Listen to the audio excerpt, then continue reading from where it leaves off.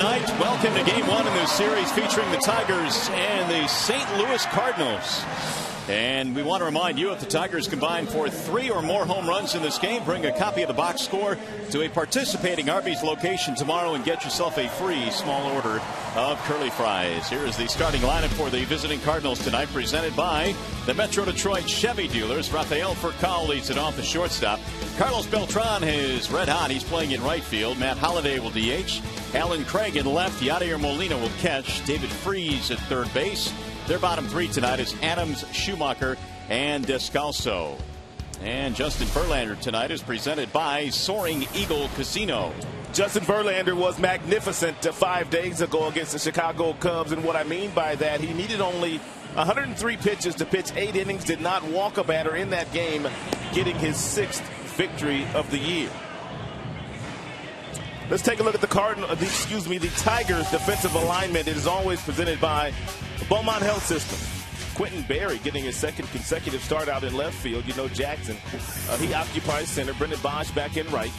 You have Peralta, Santiago up the middle, Fielder and Cabrera on the corners of the infield, and Gerald Laird, who spent last season with the world champion St. Louis Cardinals, putting down the fingers for Verlander today. And Quentin Berry is out there again in left field today, earning perhaps another start based on what he did just a couple of days ago on Sunday here. Well, it's kind of tough to take him out when you get 5 knocks and you spray the baseball around the field like he was spraying the baseball around the field. Then you get on and you steal bases and you score runs. You're going to get a couple of consecutive days in a row.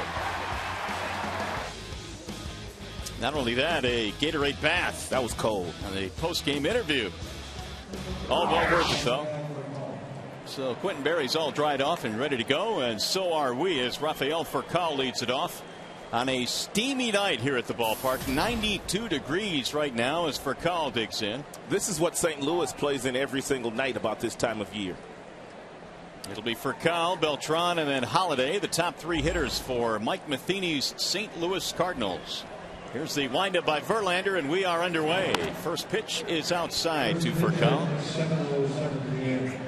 Furcal batting .287, 5 home runs this year. He is slumping right now, just 2 for his last 32. And he loops this one to right field on a soft line and caught by Brennan Bosch. 1 gone. Verlander retires the first man he faces. That'll bring up Beltran, who's having himself a really good first couple of months of the year. 19 home runs. They didn't know where they were going to get the offensive production from when Albert Pujols decided to sign with the Los Angeles Angels, but Beltran is doing a magnificent job in his first tour of duty in a Cardinals uniform. He pops it up left side of the infield. Cabrera coming into the grass, and on 1 pitch Beltran is retired. 2 gone. This is one team that is very, very aggressive when they swing the bats. They have 83 home runs as a club, which leads the National League. They also have a .275 team batting average, which is number 1 as well. So you can imagine there are several other categories where they're in the top 5 as far as offense is concerned. Here's one of the reasons why Matt Holliday has knocked in 41 this year. They don't take a lot of pitches. Holliday batting with 2 outs, nobody on, just underway from Comerica. And Verlander delivers strike 1. Well, let's see. In terms of National League ranks, there you go. Cards 1 or 2 in every one of those categories. Here's the 0-1. 1 ball, 1 strike on Holliday. Mark McGwire, their hitting coach in St. Louis. He hit a few home runs in his career. Yes, he did. Here's the 1-1. Line drive. That's going to be a fair ball. Into the corner it goes. Extra bases. Holliday is on his way to second. He'll pull in with a 2-out double. First hit of the game for either team. It's a 92-mile-per-hour fastball that looked like it was running in on the hands of Holliday, and somehow he was able to pull his hands close to his body and barrel that ball up and keep it fair down the left field line. That is a thing of beauty.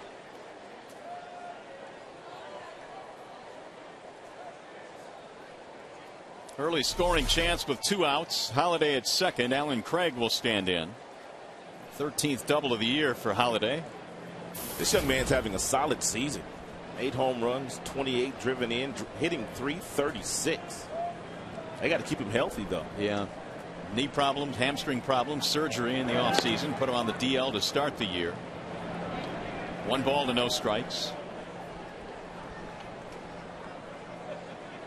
And Holiday made his presence felt with 3 home runs in the World Series last year against the Texas Rangers. Trying to pick up a 2-out run here. Here's the 1-0. Wave and a miss. 1 ball and 1 strike. Nice little curveball here by JV.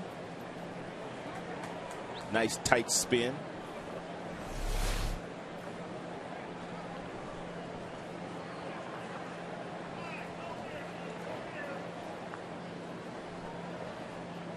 Here's the 1-1 pitch. He checked it, and a strike called by Tim McClelland. 1-2. You know what that means, Rod? It's going to be one of those nights where you may have to pause just a second or 2 before you make a call. Or about 5 minutes, either one. Tim McClelland, our good buddy, he's been around a long time, but he's a very slow indicator. Here's the 1-2. Ground ball to short. Peralta to his left. And the inning is over. No runs, a hit. They strand a double. We go to the bottom of the first.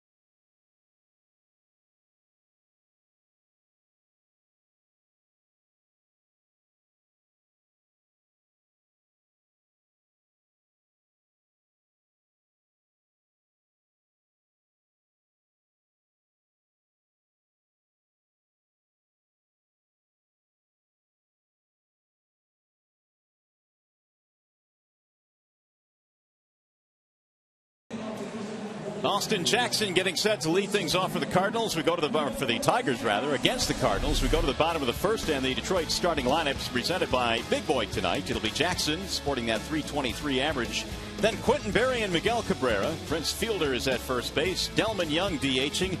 Bosch in right. Peralta at short. Santiago and Laird rounded out for Detroit tonight. Lance Lynn is on the hill for the Cards, and he is presented this evening by Fox Volkswagen of Rochester Hills. Out of nowhere, Lynn is having an all-star season. He has won 10 games and he's lost all but 2. And the earned run average is under 2.5. He will feature a fastball anywhere from 90 to 94, depending on whether it's a 2-seamer or a 4-seamer. A couple different breaking balls and a changeup, and having a wonderful, wonderful season.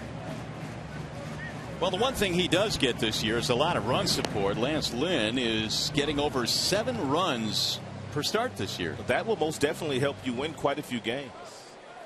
So he will face the Tigers now in the bottom of the first. Lynn is 25 years old, out of Marion City, Indiana. Big fella, 6'5", 250. It'll be Jackson, Berry, and Cabrera in the Detroit first inning. Tigers trying to keep rolling here. They've won 2 out of 3 in interleague series against Cincinnati, the Cubs, and Colorado. Jackson batting .323. Lynn's first pitch is a strike called on the inside part of the plate, 0-1. The majority of the pitches that Lynn will throw here tonight will be fastballs. He is not afraid to throw his fastball over the dish. The 0-1 is fouled back. No balls, 2 strikes.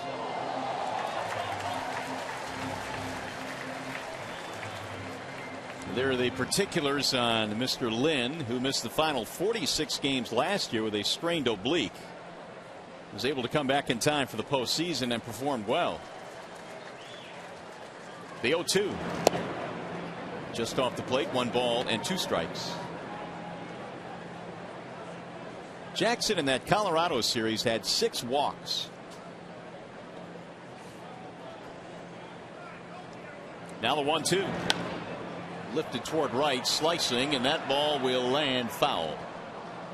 Austin Jackson is having a tremendous year, especially when you rank him up with other leadoff hitters in the American League. He is right up there in several of the really important categories. Not only the American League, but all of MLB baseball. I shortchanged him. 1-2. And Lynn missed inside. 2 balls, 2 strikes. Well, I don't think it's any coincidence the Tigers have been playing a whole lot better with Jackson returning to the lineup. And while Barry did a nice job in his absence, they are now in the same lineup together. Drill to center field. Schumacher is on the run, and he'll get there in the gap with a running basket catch. You knew that Skip Schumacher is in center field. He is fresh off the disabled list. You also have Craig in the outfield with Beltran. You have Adams, Descalzo, Furcal, and Freeze in the infield, and 4-time Gold Glove winner and the best catcher in baseball, Yadier Molina. Tough to run on. You can't fall asleep at first base. There's not a whole lot this guy can't do defensively. And he hits, too. Here is Quentin Berry with 1 out. Wave and a miss. I'm just hoping that somehow, some way, Quentin's able to get on first base today so we can watch the Molina-Berry matchup. That'd be a great matchup to watch. Oh, most definitely. Quentin 9 for 9 in stolen base opportunities. And he fouls it back 0-2. Tigers hitters know they have to be ready to hit the fastball. I was watching Lynn on video in the Tigers clubhouse, and I had to sit there for 7 or 8 minutes before I saw a breaking ball. Fastball after fastball after fastball.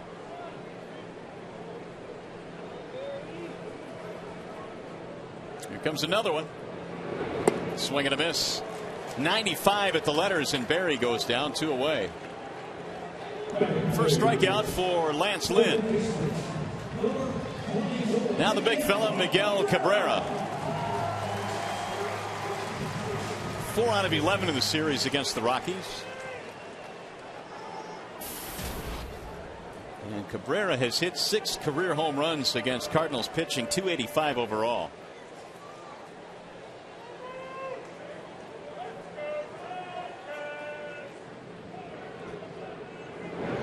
That's fouled back out of play, 0-1. Another nice crowd here tonight, settling in on a very warm evening here at the ballpark. It's really starting to feel like summer now. Warm weather, great baseball, and a whole lot of Tigers fans enjoying themselves. Pause as well. The 0-1. There's a strike called, 0-2.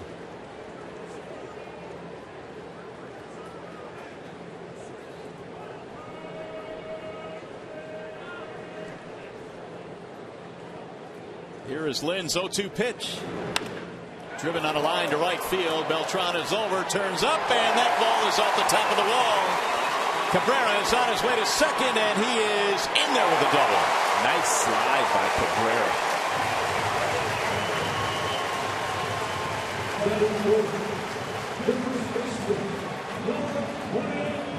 That one almost went out. We talk about Cabrera all the time, and the fact that even though he's a right-handed hitter, he hits the ball to right field with a lot of authority. That ball was on the line, and it almost went out of the yard. And Beltran comes up and makes a strong throw, and Cabby with a real quick slide got that left foot in there before the tag of Rafael Furcal.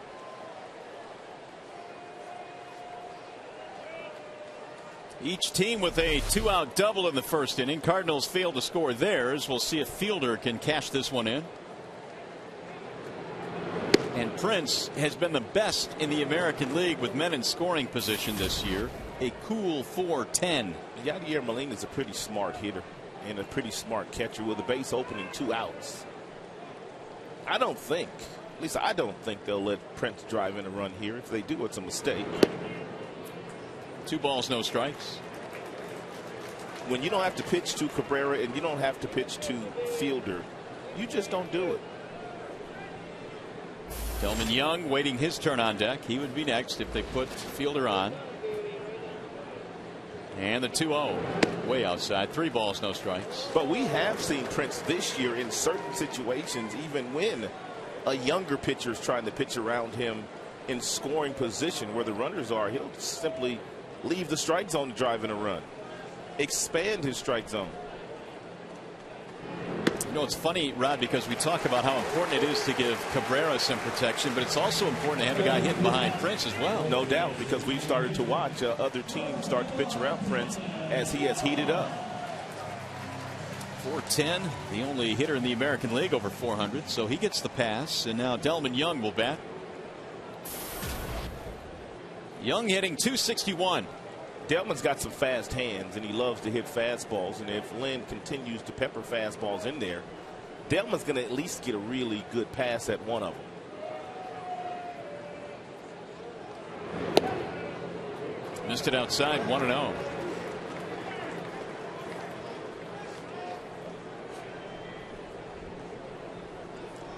Shadows creeping in over the ballpark now on the playing surface as we get deeper into the night here. Lights are on at the ballpark. Breaking ball high. 2-0.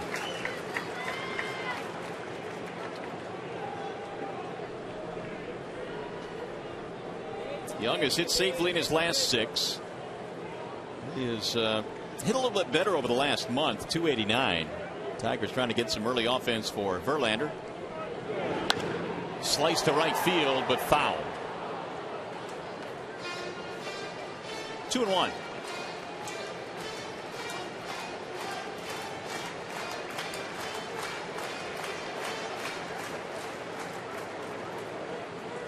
Lance Lynn last year came back for the postseason after that oblique strain. He made 10 appearances beginning in the NLCS and threw 5 1/3 scoreless against Milwaukee. Ground ball left side, base hit. Here comes Cabrera. Craig charging it in left field. Here comes the throw, and it's cut off. They'll get Prince hung up between second and third, and he will be tagged out, but a run is in. So Delman gets an RBI single, score Cabrera, and it's 1-0 Detroit.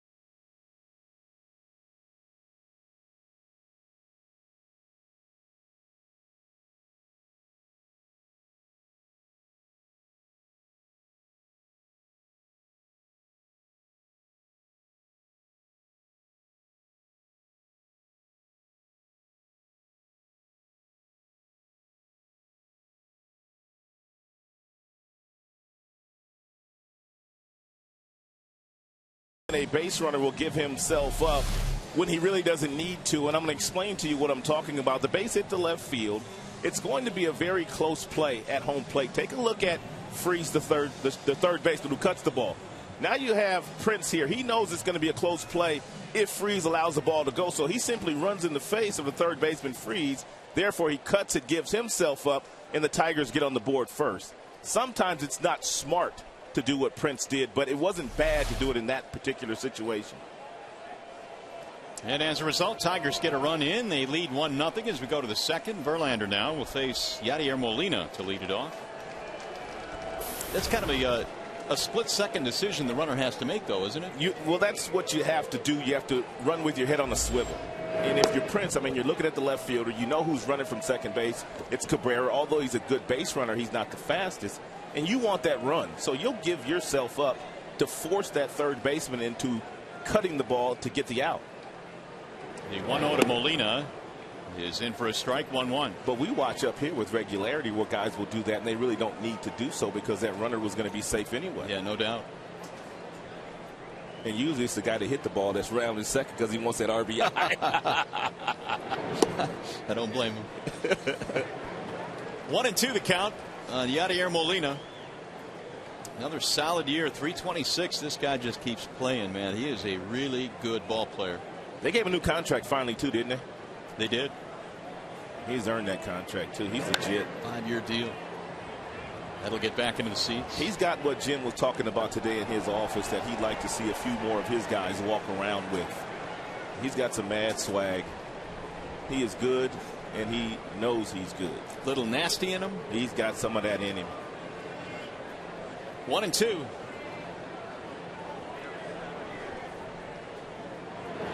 Breaking ball fouled off, and Laird could not hold on to it. Of course, you know the story about Molina by now. He comes from a catching family. 3 brothers that have all caught in the big leagues. Have all won world championships. I mean, it's really an amazing story. Yadier along with Jose and Benji. They hail from Puerto Rico. And the one thing they all say that has helped them in their catching days or their ability to catch is having strong legs. And what they would do is run on the beach a lot. The sand, running in the sand, would really develop the strong legs. It sure does. Have you ever done that? I have not. That is popped up. Shallow right field. Santiago and Bosch makes the play. But I can imagine it's a good workout. No doubt. 1 out for David Freese. So Verlander has given up 1 hit so far. No damage. JV came in leading the league in strikeouts with 103. You have to be careful with a guy like Freese. He loves to swing at the first pitch, and he's got some pop in his bat. He also strikes out quite a bit. He struck out 64 times already this year.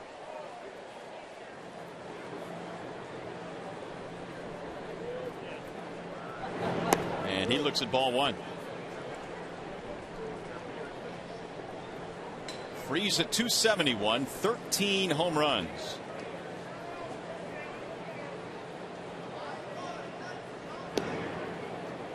That's in there for a strike. 1-1 on Freese. Verlander brought that real good curveball with him here tonight that he had 5 days ago against the Chicago Cubs.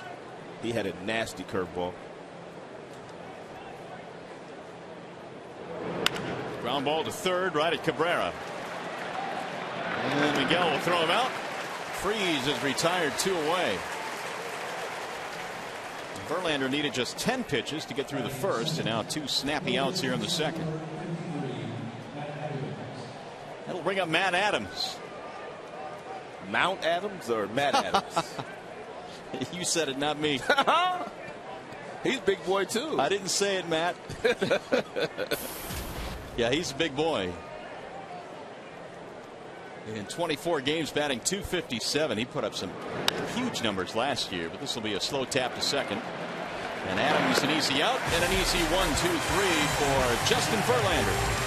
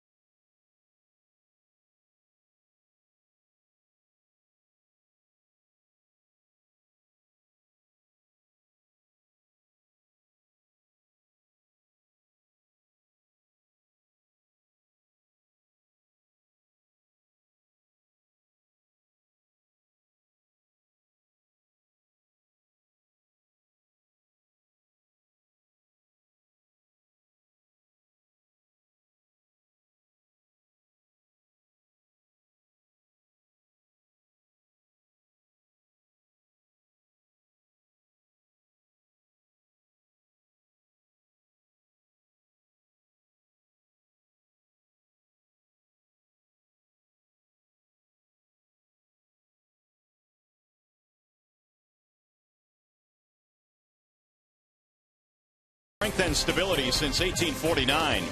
Jeep. Visit Jeep.com to learn more. And by Hot Lean Pockets. Ding! Hot Pockets.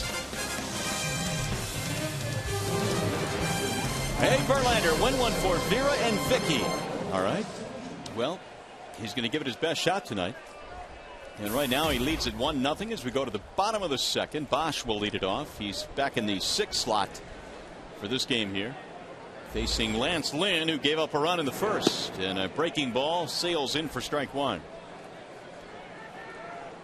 Bosch was 0 for 12 in the series against Colorado. Batting .240 now with 7 home runs this year. The 0-1 pitch.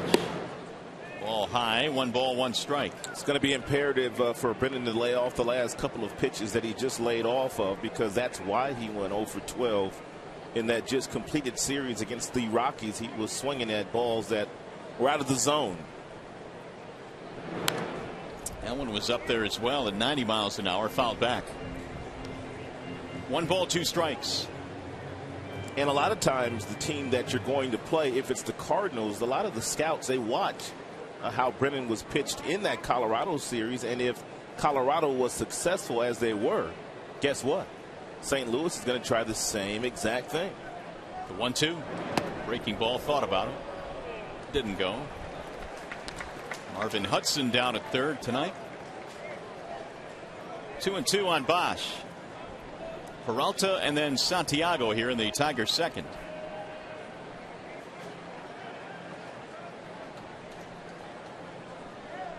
Here's the 2-2. Missed it outside again. 3-2. Lynn retired the first 2 batters in the first, then gave up a single, walked fielder, and gave up a hit to Delman Young. That's how the Tigers got their run. Peralta waiting on deck. Fouled off that breaking ball, barely getting a piece of it. Brennan has seen 6 pitches, and 4 of the 6 have been breaking balls.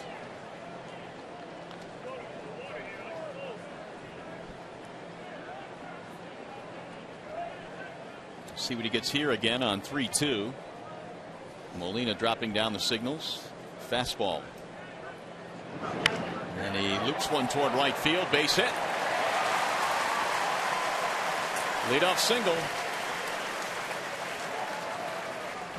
Here now is the Farmers Insurance report card on the new skipper of the St. Louis Cardinals. It's odd not to see Tony La Russa there. It's Mike Matheny in 13 major league seasons with Milwaukee, Toronto, St. Louis, and San Francisco. Of course, he played his college ball at the University of Michigan.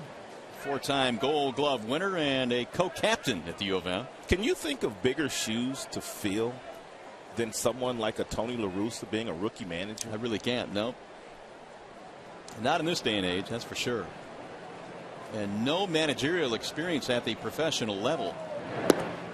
There's a breaking ball low, 1-0. Looks like Matheny handles the running game himself. There are some managers that will allow the bench coach or the pitching coach to handle the running game, but he is giving the signals to Yadier,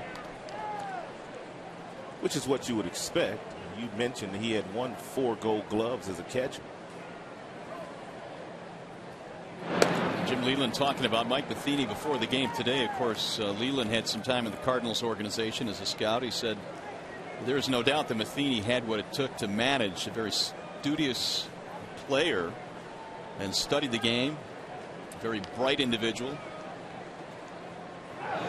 There's a base hit to left out of the reach of the shortstop for Cal. And the Tigers now have runners at first and second. Bosch getting back to the bag.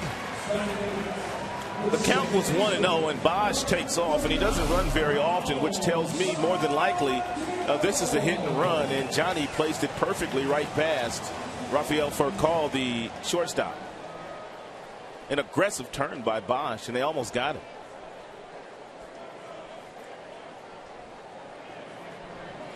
We'll see if Jim wants to play a little National League style of baseball here tonight in an American League yard with Santiago. He's a tremendous sacrifice candidate.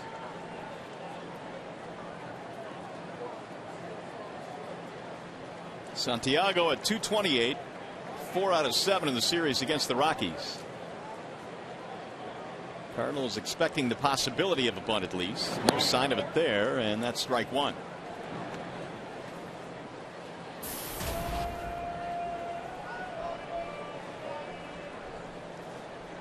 A couple of home runs this year for Ramon.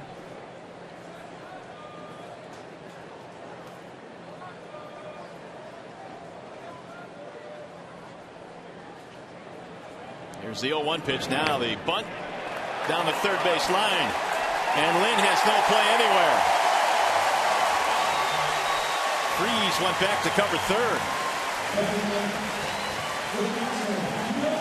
Well, if you freeze here, you really have to know the agility of your pitcher that's on the mound and whether he's a good fielder or not. And this ball was bunted in one of those areas where Freese probably should come and get it, because once Lance comes to get it, he can't get a play. And had Freese came and got it and continued to come, he may have gotten the out at first base.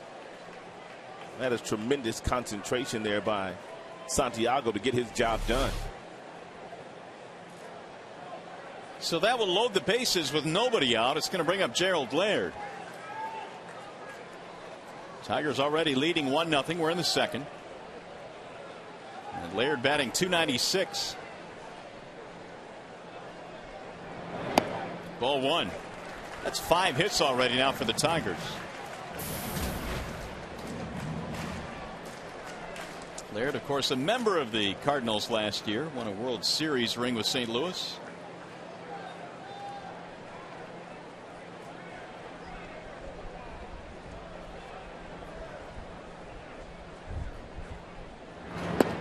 Ball high. 2-0. The plot thickening now for Lance Lynn, who has painted himself into a corner here. Tigers have 3 men on. They've got Bosch, Peralta, and Santiago all singling in this inning.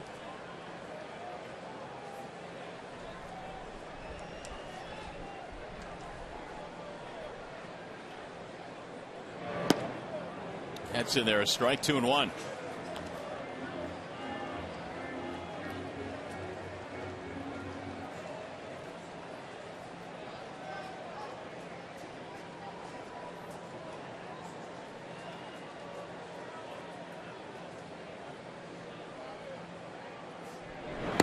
Way inside, 3 balls and 1 strike on Gerald Laird, with Jackson waiting on deck.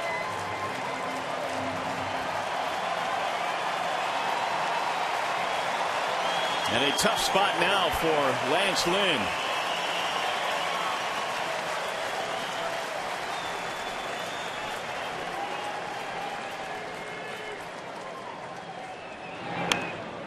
Popped up behind the plate. Molina gets there right in front of the screen, and a huge out for Lynn. As a hitter, and you could see the frustration on Laird's face, you get yourself in a 3-1 count, and then you're unsure of whether you want to take an aggressive swing or not. And that wasn't really an aggressive swing for the count that Gerald was sitting in. 3 balls, 1 strike, and the base is full. You rather swing hard and swing right through it. Well, that's going to set up Jackson now with the bases full. Career with them loaded, he is .320.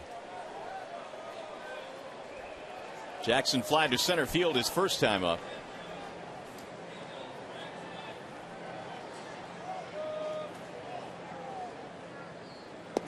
And he looks at ball 1 inside.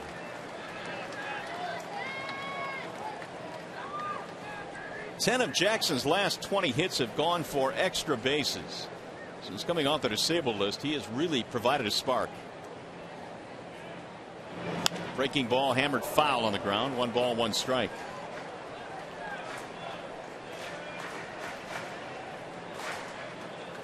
Well, with the bases loaded, the Tigers this year dead last in the American League with a 180 average.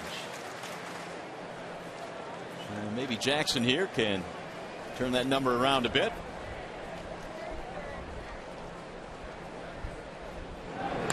Fouled straight back. 1 ball, 2 strikes. It's a pretty good cut here by Jackson with 2 strikes. The fastball right down the middle. That Lynn tried to sneak by AJ.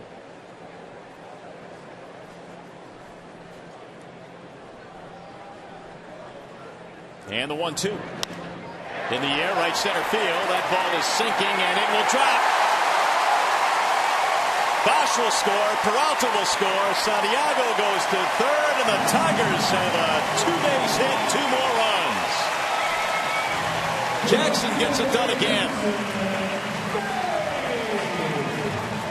Lynn's got a nice fastball. He can move it around. We've told you he gets from 90 to 94 with that pitch, but his breaking ball is kind of flat and just spinning. And Jackson, with 2 strikes, just protecting the dish, he was able to serve one out in the right center field and drive in a couple more runs.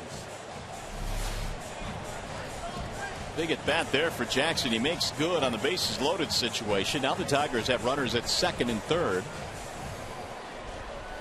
And 20 pitches already in this inning for Lance Lynn, and only 1 out recorded. Derek Lilliquist out for a quick visit, the Cardinal pitching coach. 3-0 Detroit. Here's Quentin Berry, who struck out back in the first.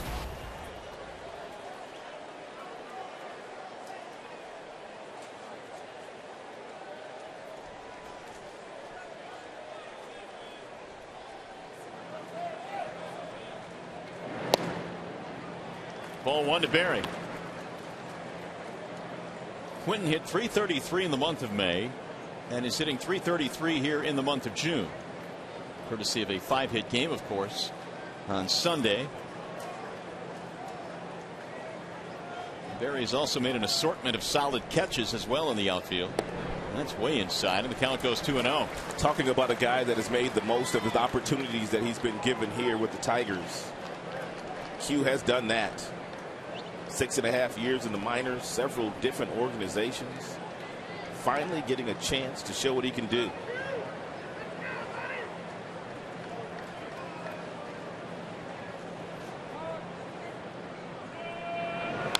Fouled straight back. 2 balls, 1 strike.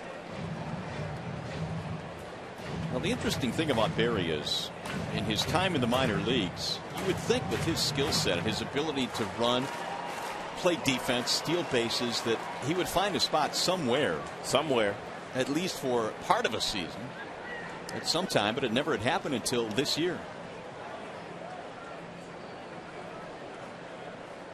Now the 2-1. Broke his bat, rolled towards second base. That'll get a run in. Berry is out, give him an RBI, and the Tigers lead 4-0.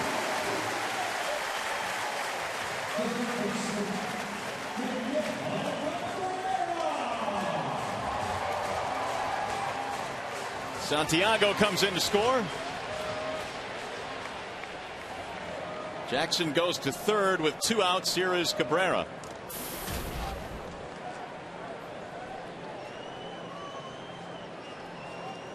Miguel had a double and scored a Tigers run back in the first. Sits safely now in his last 4 straight. Waving a miss, 0-1.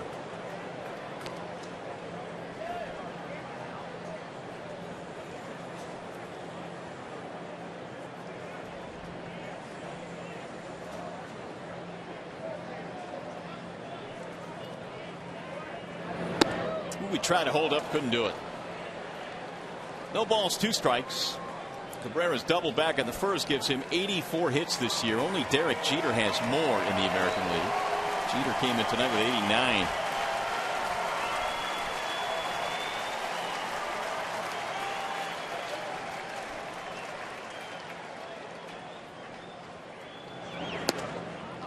Just off the plate at 94. Lynn really wanted that one because the pitches are starting to pile up now.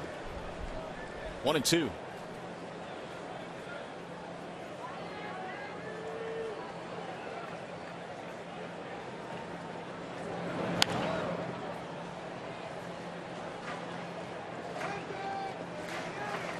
Cabrera this year, when you combine him with the numbers that Fielder has put up with men in scoring position, he's really good as well. 359.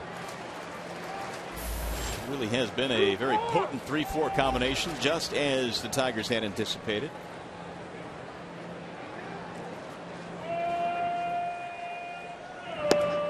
Off the corner again. 2 balls, 2 strikes.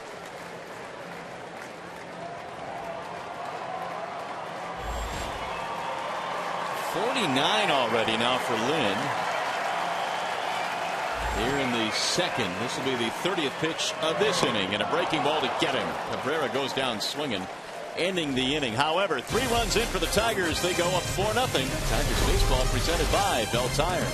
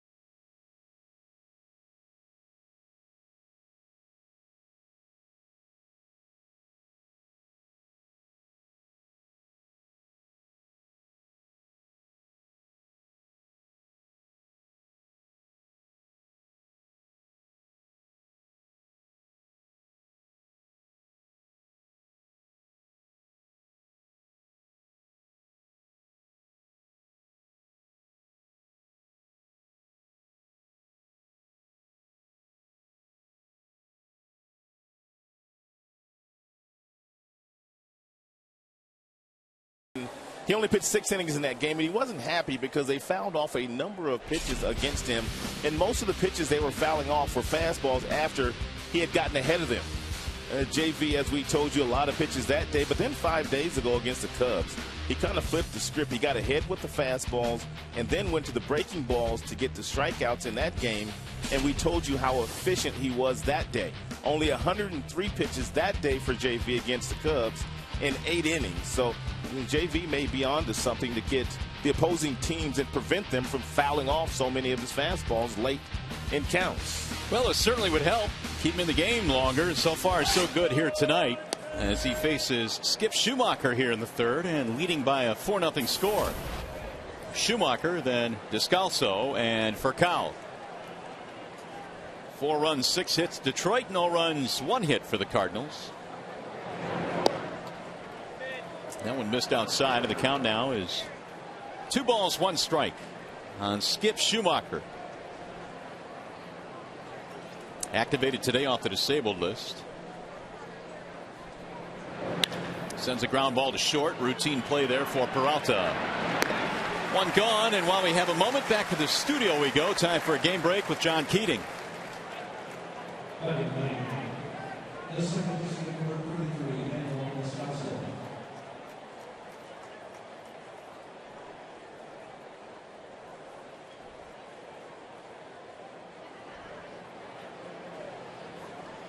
No doubt about that. By the way, that is the Emmy-winning John Keating. He's a star. He is indeed. Daniel Descalso is the batter now.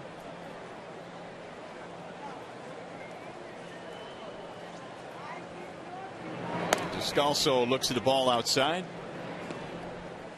Trying to get something started here for the Cardinals, who have had just 1 base runner in this game. The 2-out double by Matt Holliday in the first. But then Craig grounded out to end that inning. Check swing. It's ruled a strike by Tim McClellan. 1-1 the count.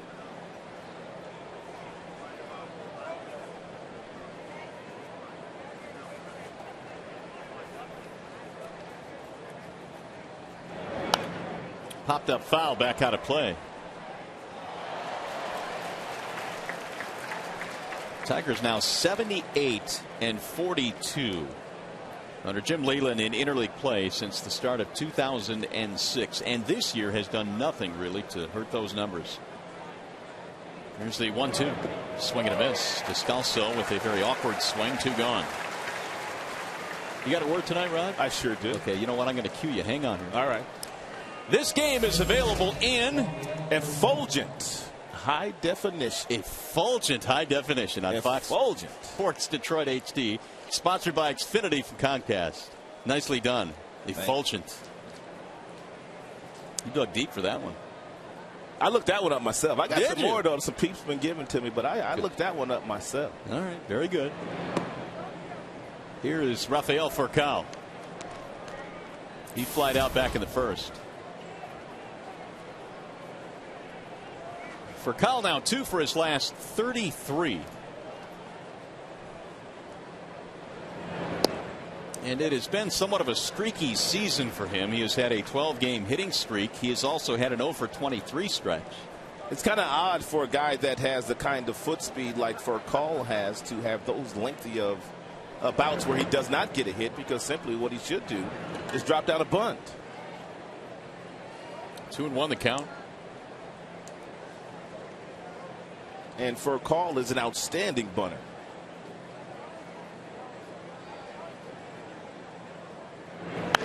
Pulls that one foul, first base side. Well, Furcal this year, 29 driven in. Only Ian Kinsler has knocked in more from the leadoff slot. Kinsler, of course, of the Rangers. And with as deep as that Texas lineup is, even the leadoff guy gets a chance to drive in some runs. 2-2 on Furcal. And when Kinsler's not driving in anybody else, he's usually driving himself in. Good point. Power as well. Little chopper hit past Verlander, charging Santiago on the bare hand. Got him. Nicely done by Ramon. 1-2-3 inning for JB. 2.5 in the books. The Tigers still up 4-0.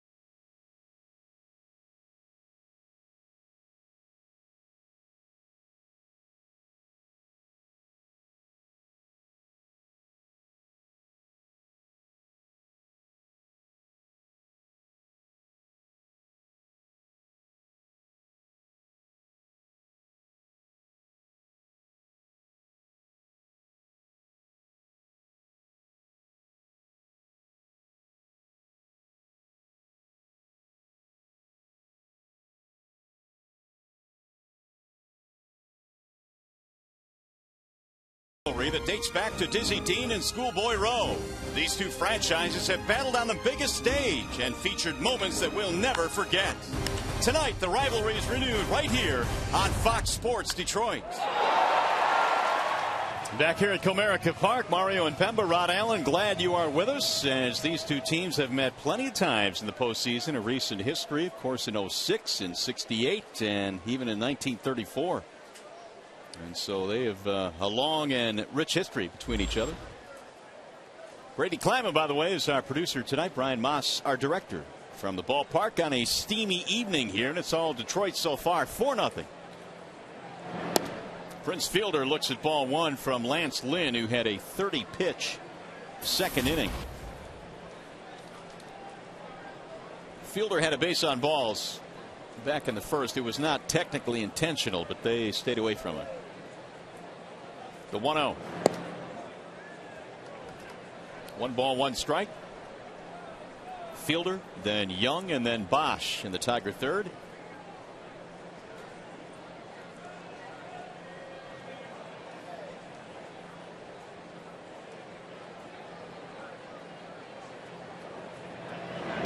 Bouncing ball foul, first base side. Cardinals, like many teams, employ the shift against Prince. Only the second baseman is not very deep. That's Descalso. He's on the cut of the grass. They have a long history of going up against Prince. He used to reside in the same division as them, the NL Central, when he was with Milwaukee.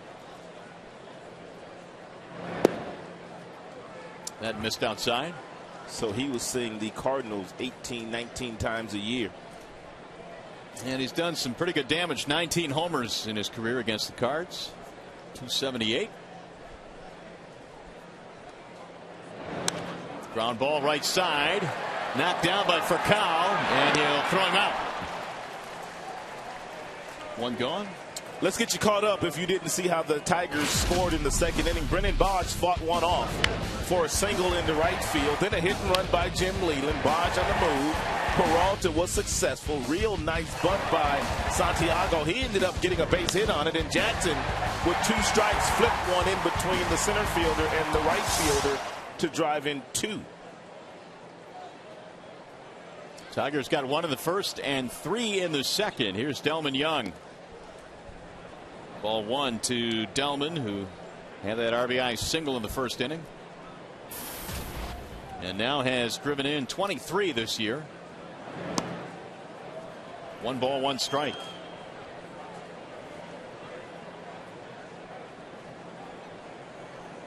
Young against the National League in National League parks to keep his bat in the lineup was playing left field, but back home now. He's back in that DH role. Ground ball to third, deep behind the bag. That almost hit a bird. And Young is out.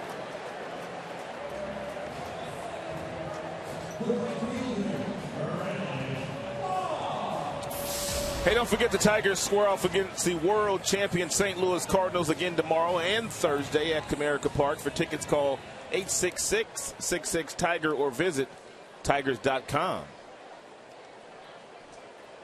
2 out now for Bosch.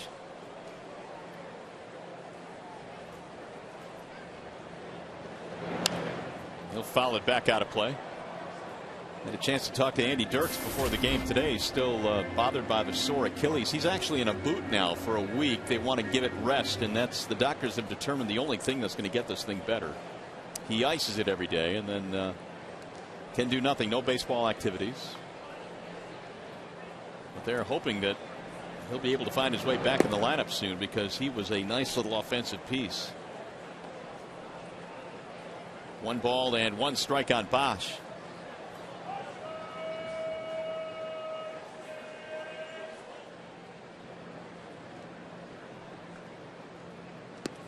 Lynn missing outside. 2-1 the count. Tigers slowly but surely getting their pieces back. Jackson is back. Dotel activated off the DL today. Pfister is back. So the ball club now starting to round into shape a little bit. Soft liner to short, and Furcal plucks it out of the air. It's a 1-2-3 inning for Lance Lynn.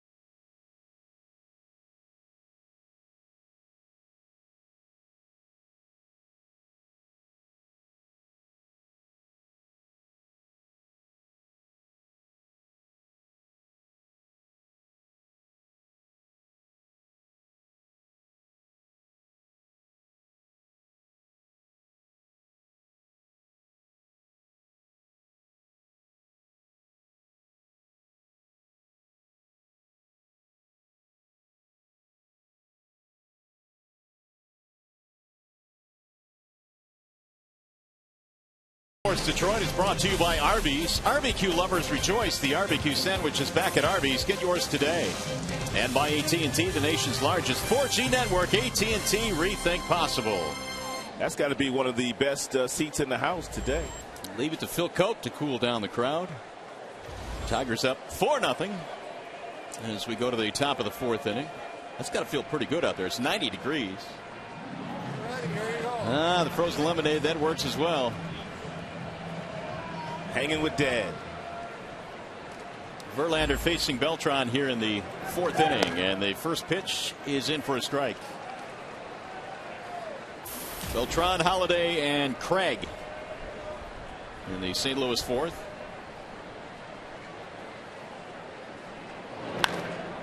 Popped him up. Shallow center field. Peralta back. Jackson in. AJ is there. One gone. So far, Justin is as efficient here through the first 3 innings as far as the pitch count is concerned as he was in Chicago 5 days ago. Lots of strikes, lots of contact early. And that's usually a good recipe for Verlander to pitch very deep in the game. 35 pitches, and only 10 had missed the strike zone. Meanwhile, Lynn has thrown 62 as a comparison. Breaking ball is high, 1-0. Verlander only 4 of 12 in first pitch strikes, however. And one of the things that Jeff Jones talked to him about early before this game was how aggressive St. Louis hitters are on first pitches. So therefore, Verlander not necessarily trying to throw strikes on the first pitch. He's trying to get him to chase some, which they haven't done, but he has plenty good enough stuff to get himself back in order if they don't swing at the first pitch. Swing and a miss. Holiday behind in the count, 1-2. Two-base hit for Holiday in the first. It remains the only Cardinals hit in this game. And JV now has retired 8 straight.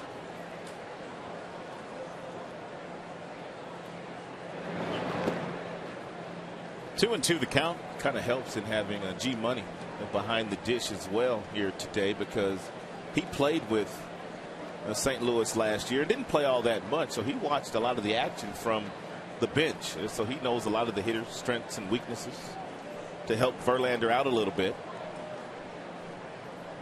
Verlander doesn't need much help. Fly ball in the air, left center field, hit pretty well. Jackson going back to the warning track to make the play. Holiday is out, and there are 2 gone here in the fourth. Well, it's a Fox Sports Detroit Prize Pack Tuesday brought to you by Meyer. Text Meyer to 37338 to be eligible to win a fantastic prize pack that any baseball fan would love. Meyer, higher standards, lower prices. So make it 9 straight, set down by Verlander. And the interesting thing is he has struck out only 1 in the ballgame tonight. Here is Alan Craig. The bender is in for a strike, 0-1. Coming into play today, Verlander had a very slim lead over Max Scherzer for the strikeout lead in the American League. Verlander was at 103 and Scherzer was at 100. Another bender and another strike, 0-2. How about Max the other day? How good was he?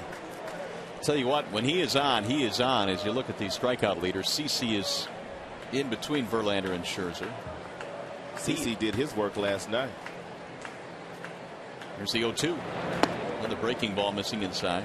3 straight breaking balls to Alan Craig.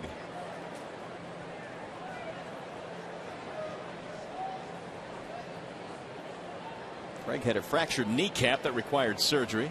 He's on the DL at the start of the year. And a fastball away at 97. 2-2. Verlander's top fastball of the night at 97.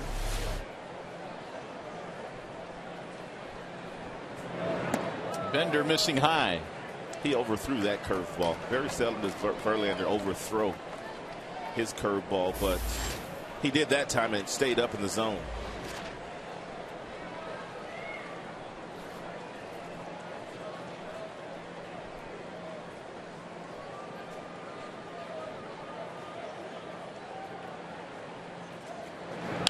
And a bouncing ball to third, deep behind the bag. Cabrera backhands. Shows off that throwing arm and nails him at first base. 1-2-3 inning here in the fourth for Verlander. He's retired 10 straight thanks to Cabrera.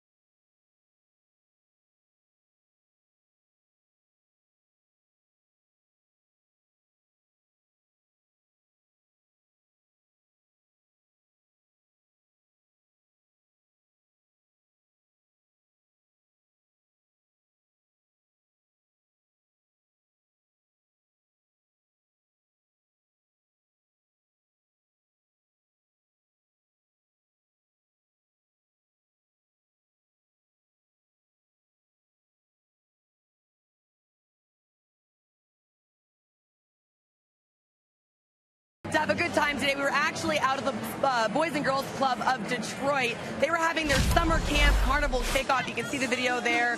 Greg Monroe was there. Larry Murphy was there. Rod Allen, I see you. You were there hanging out with the kids. Justin White was also on hand, having lots of fun. The kids, of course, love interacting in the carnival games and seeing all the people from Fox Sports Detroit. So always nice to give back to the community and get out there and hang out with some kids. Rod, I have to say, you were very good with the basketball game. I know the kids had a lot of fun with you today. Well, I have a blast out there, and that's very dear to my heart because I grew up in a boys club. It was a boys club at the time. It is now a boys and girls club in Santa Monica, and I was there literally every single day, so I know what those young people have in store for them when they go to that boys club every day. Here is Santiago now with one out in the fourth. Did you have yourself a hot dog today? I did have a hot dog. Did you? Man. I like the boys club so much that when I would get in trouble, I would ask my mother for a spanking instead of her not letting me go to the boys club. I'm serious. Now, how often? We got little spankings back then. You don't spank the kids now. You send them to the room for timeouts. But back when I grew up, you got spanking. How often did you get in trouble? Oh, I got in trouble a lot. Really? Yeah, I stayed in trouble. I need some stories. Here's the 1-0 to Santiago. A lot of front office personnel was there, too. Some people that you don't see all the time. But it was a great turnout by Fox Sports Detroit.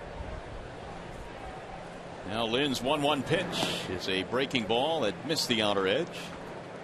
Santiago had a single and scored a run, and the Tigers 3-run second. Lance Lynn had himself a 1-2-3 third. He really needed it after that lengthy second inning. Misses high, and the count goes to 3-1. Looks like he tends to settle down a little bit from the fourth inning on. So he's like most good pitchers. You got to get him early if you're going to get him at all. And the Tigers have gotten him. To the left fielder, Craig makes the catch. How about you? Did you hang out at the boys club, boys and girls club when you were younger? No, I never did, but I've heard great things about it, and I was able to make the last two. I had a family affair today that I couldn't see up. Otherwise, I would have been there. But the ones that I've gone to in the past, just to see the looks on the kids' faces of just kind of hanging out in the yard there and playing basketball, kickball, whatever. What's the name of that game? Foursquare? Is that a game? Foursquare. Foursquare. It's a game. Laird takes the ball inside. You took over the Foursquares game last year. I did, man. I was pretty good at that. They had to kick me out. Yeah. It was fun. Laird popped up back in the second, 0 for 1. Lines one to center. Solid base hit for Gerald. Gerald had himself up with the bases loaded his first time up, and he got a 3-1 count. He didn't swing the bat aggressively, but he was aggressive on this fastball that he got here from Lance Lynn. He got after that one. Hits piling up now for the Tigers, 7 of them. Austin Jackson will stand in. 2-run double back in the second.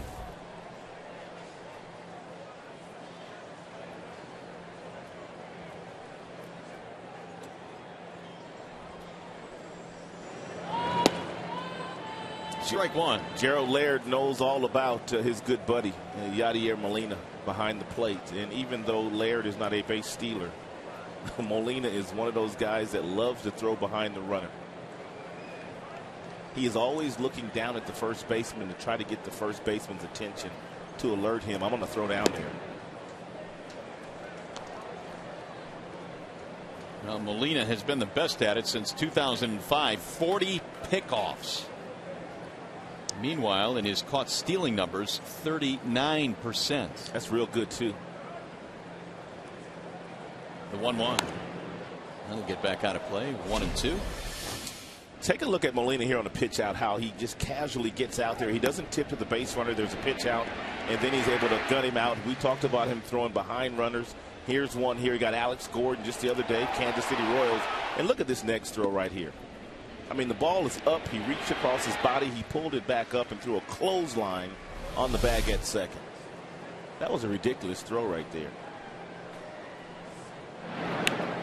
Well, we saw Pudge Rodriguez here for a few years in Detroit. We haven't obviously seen Molina as much, but how would you compare him in terms of throwing arm? Well, I don't know for sure, but Pudge is one of the greatest throwing catchers of all time.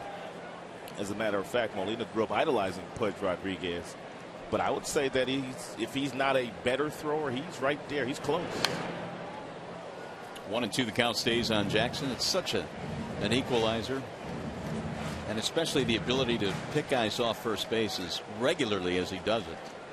And the reason why he picks guys off or throws down there, he makes them shorten their leads. They don't get good breaks off first base.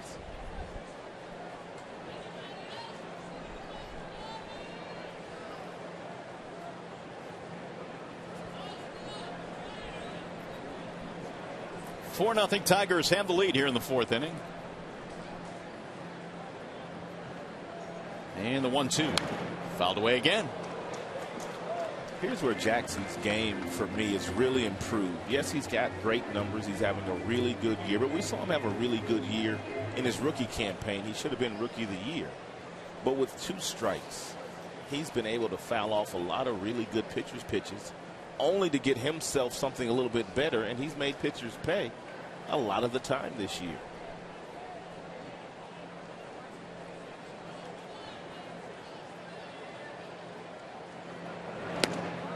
And that is strike 3. McClellan punches him out of there, and Jackson didn't like it.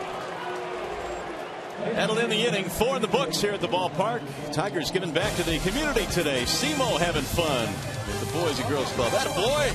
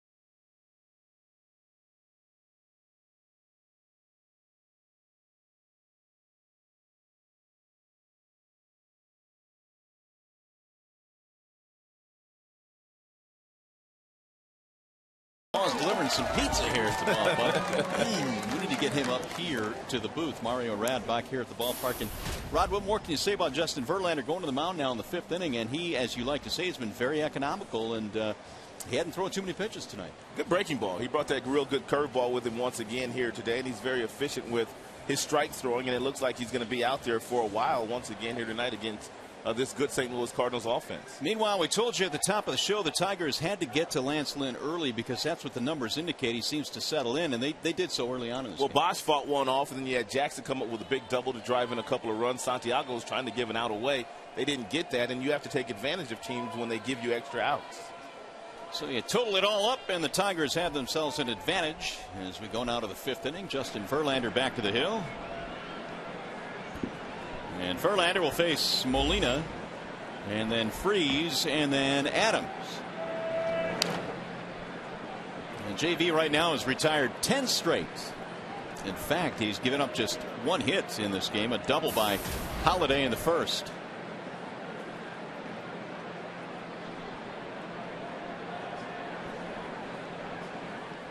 Here's the 0-1 to Molina.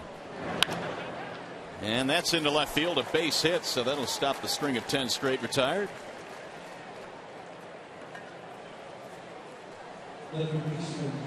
Verlander has been very successful at staying away from the Cardinals hitters, whether it be the left-handers or the right-handers. He's been able to spot that fastball anywhere from 90 to 94 miles an hour with outstanding control, and the Cardinals hitters continue to try to pull that pitch.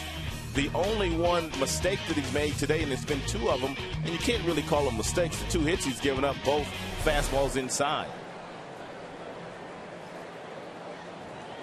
Tigers about hit the Cardinals 7-2.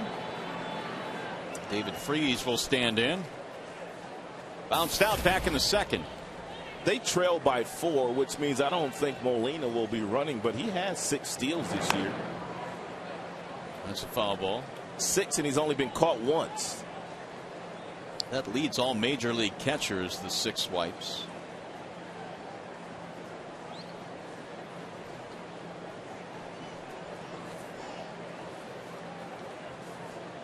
Oh, 0-1 on David Freese.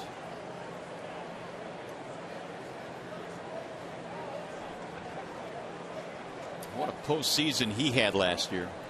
What a dream postseason he had. Waving a miss, 0-2. 7 RBIs in the World Series and 21 total in the postseason. Wow. Look at that. 397. With a couple of huge clutch hits in the World Series against Texas. The 0-2. Swing and a miss. So Verlander got him to chase. 2nd strikeout for JV. Hey fans, this July, don't miss the biggest event of the summer as baseball's greatest stars battle for home field advantage in the Fall Classic. The road to the World Series begins with the 2012 MLB All-Star Game Tuesday, July 10th at 7:30 p.m. on Fox. The game is right around the corner. It is approaching rapidly, and you can still vote. In fact, we encourage you to vote. Prince Fielder is still leading at first base. There's a ball outside to Matt Adams. Matt Adams has a lot of Jeff Larish in him. Not a lot of movement in that batter's box, just kind of staying still. And he's got a real quick bat, too. Well, his numbers last year in the minor leagues were unbelievable. In the Texas League, he hit 32 homers, knocked in 101. That's a lot for that league. That's a very hot league. Tough travel league. The weather is just like it is here today most days in the Texas League from start to finish. And he hit 300. Oh, that's Poland. Getting an opportunity to play here at the major league level with Lance Berkman on the disabled list. Fouled it back. 1 ball, 2 strikes on Matt Adams.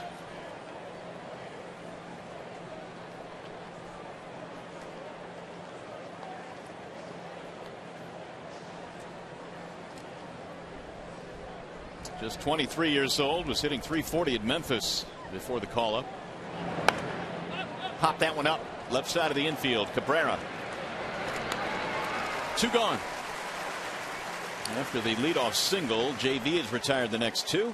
Verlander getting ahead with fastballs here today, and then finishing a lot of these hitters off with breaking balls.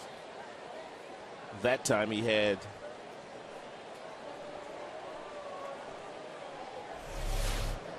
Adams out in front. Here is Skip Schumacher.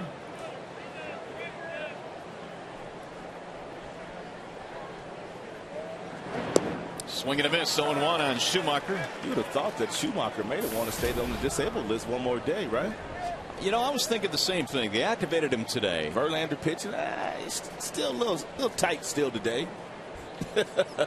I might be good tomorrow. Let me think about it. Tonight, not so much. Schumacher is 0 for 1. He was on an 8-game hitting streak before he landed on the disabled list with a hamstring problem.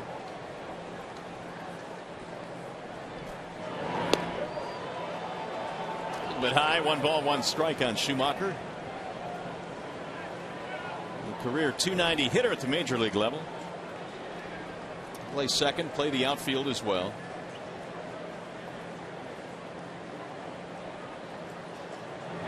Swing and a miss. Late on 96 miles an hour. 1-2.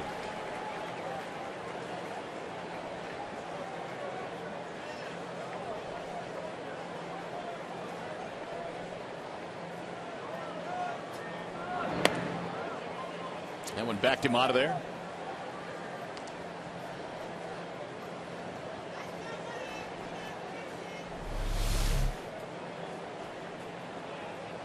A little bit up and in, according to Mr. Fox Tracks. 2-2.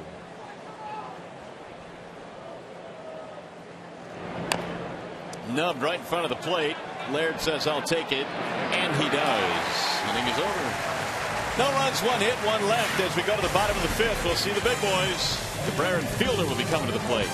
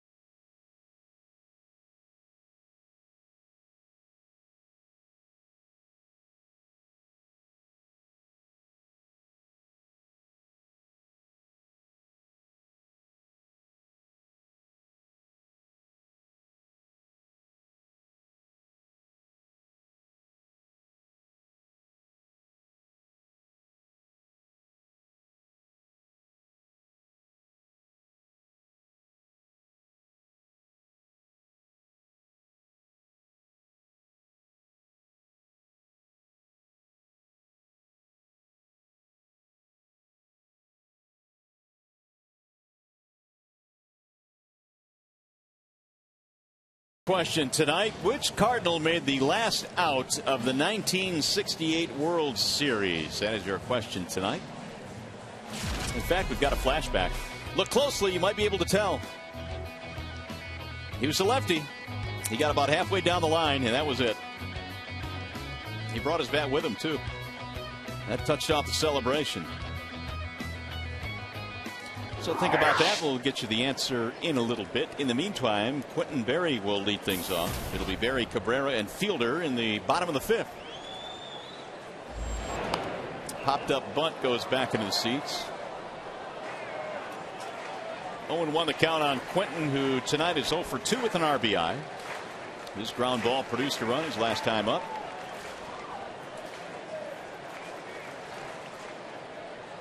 Lance Lynn with 2 scoreless innings after giving up 4 runs in the first 2 combined. That sails high, 1 ball, 1 strike. Lynn was a really good pitcher in the minor leagues. In fact, was 32-18 overall in 4 minor league seasons, earning his opportunity. And he'll get back out of play. 1-2 the count.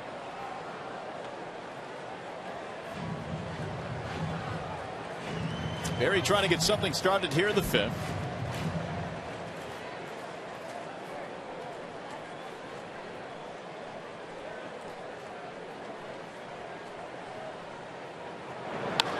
Right back up the middle into center. Yep. Here's what I've been waiting for. By the way, you can vote for your Tigers McDonald's Player of the Game, presented by the Quarter Pounder with Cheese, using your cell phone. Text Tigers, followed by a space, and then the player's uniform number to 37338. Or if you'd like, vote online at foxsportsdetroit.com. So you've got Berry, who is 9 for 9 in stolen base attempts. You've got Molina, who is one of the best in the game at throwing guys out. And don't totally take Lynn out of the picture here, the pitcher. They don't run that often on him, so apparently he does a very nice job in getting Molina the baseball. There's been only 4 attempted steals while he's been out there. Cabrera doubled, scored a run back in the first.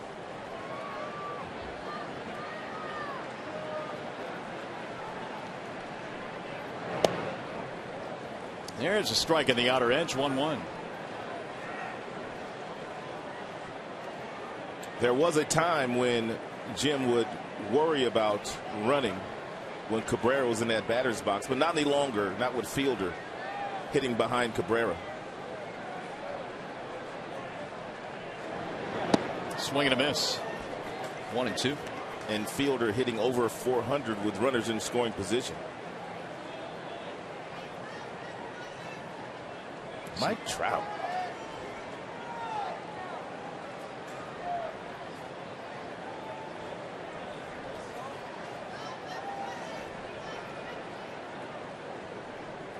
Lynn stepping off, chasing Berry back. Tigers now have 8 hits on the scoreboard and lead 4-0.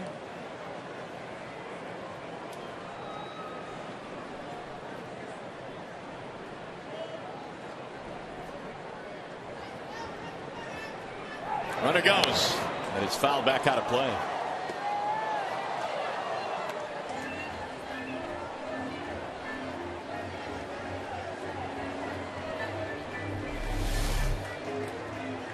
You can already see that Molina, the catcher, is anticipating that Berry's going to steal. His body was already turned towards second base. Had that ball hit his glove, it would have been a very close play. Berry had a good jump too. Runner goes again. Breaking ball. They'll throw back. And Berry got back. Put on the brakes. Made a U-turn.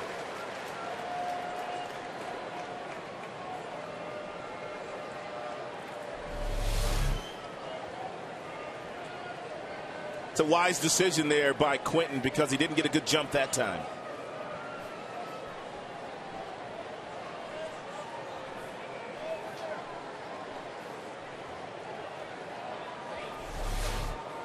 Two and two. Outside, 3 balls, 2 strikes. Between Berry and Jackson, the top 2 hitters in the Tigers lineup, 15 for 15 in stolen base attempts. Berry has 9 of those. There's Prince waiting on deck.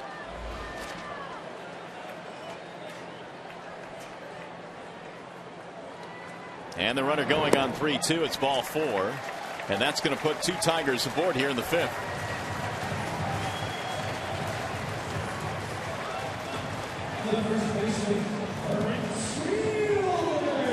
Second walk for Lance Lynn.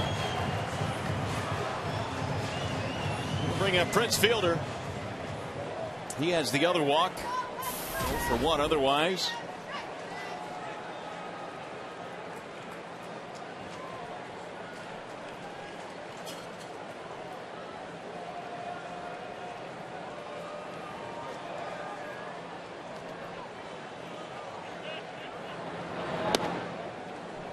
the inside part of the plate, 0-1 on Fielder.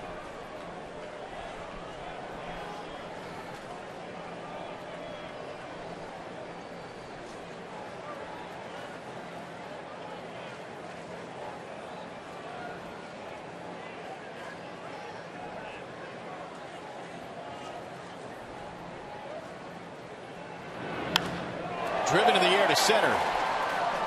Schumacher just about in his steps. Berry will tag and he will get to third. Prince hit it hard but straight at him. One gone. Now Delman Young.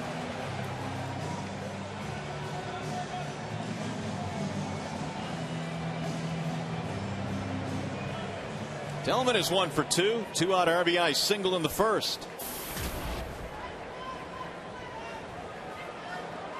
It's a wise decision by Schumacher, the center fielder, not trying to throw Berry out at third base. He kept his double play in order for Lance Lynn. Had he thrown that ball all the way to third base, Cabrera would have gone to second. That's popped up. Shallow right field. Tough play. It'll drop in. Base hit. Descalso couldn't get there. Berry will score. It's a looping single and an RBI for Delman Young.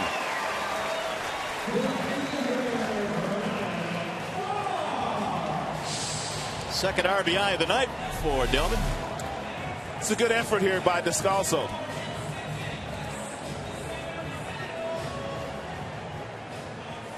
Carlos Beltran in right field had no chance at catching that baseball either.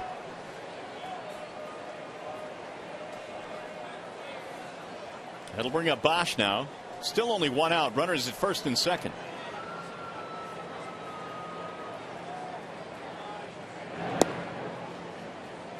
There is strike one. If Descalso caught that ball, do you think Berry would have tagged up? I do. Second baseman momentum taking him all the way to the outfield. And Berry was on the base, so he was going to tag up. Bosch had a single, scored a run in the second. That snapped an 0 for 12. Now a chance to do more damage. Good pickup by Molina.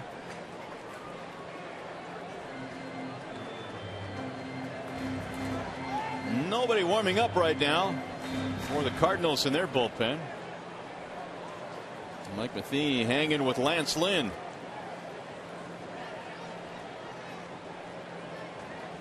As he begins to approach 100 pitches, he's at 92 right now.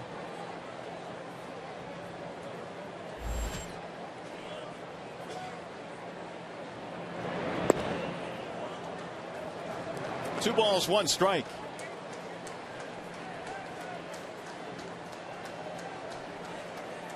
Tigers really have dominated the Cardinals in interleague play in this ballpark. They have won 11 of the 13 between these two teams in interleague play here in Detroit. Now the 2-1 off the plate. 3 balls, 1 strike.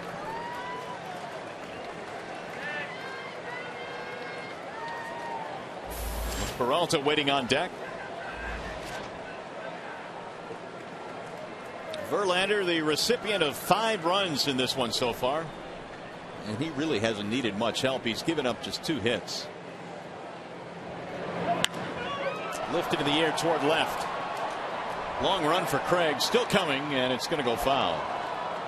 Verlander does his best work against the National League anyway. And he has simply been dominant against the senior circuit. He should be in Kansas City as well on July 10th.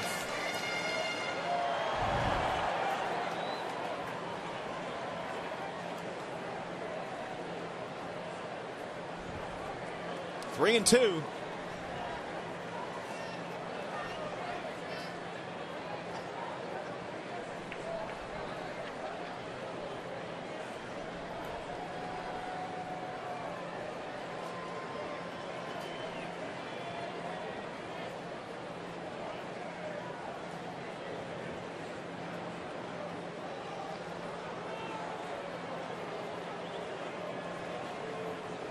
Leadoff single by Berry. Then a walk to Cabrera. 1 out later, a single by Delman Young makes it 5-0. And the Tigers may not be done yet. Runners go, and it's fouled back.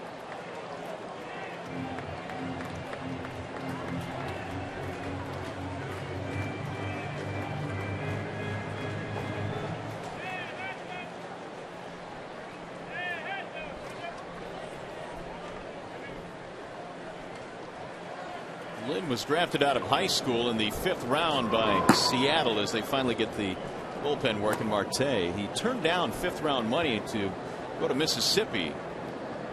He decided to attend college and play college ball instead, and then worked himself into a 1st round pick. Runners go, and a bouncing ball to second. No play at second base, and Bosch is out. There are 2 gone now with runners to second and third. Hey fans, the Tigers play the Twins July 2nd at 7:05. The first 10,000 fans receive an Alex Avila floppy hat. For tickets, call 866-66-TIGER or visit tigers.com. And it's reversible too, with the number 13 of Mr. Avila, who is also working his way back from the disabled list. In Toledo still in his rehab assignment. He might be good to go Thursday if there's no setbacks. Here's Peralta. Breaking ball is in for a strike, 0-1. Well, that would be good. And again, that would be just one more piece back into that Tigers lineup. No doubt. Gerald Laird's done marvelous work behind the plate, and he's also hit.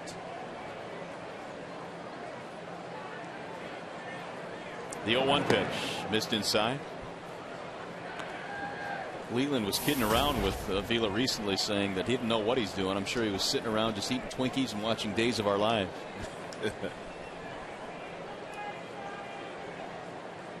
Avila tonight is 2 for 2 down in Toledo. But as Alex has said, he's more concerned with just kind of getting himself back into baseball shape, because he hasn't been able to obviously play in any games. That's what the rehab is for.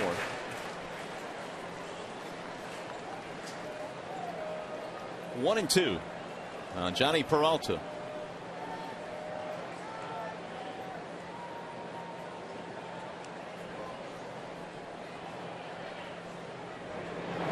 Outside, 2 balls, 2 strikes. Tigers get 1 in the first, 3 in the second, and 1 more here in the 5th. Stressful start here tonight by Lynn against Detroit. He is already over 100 pitches, and he hasn't gotten out of the 5th inning yet.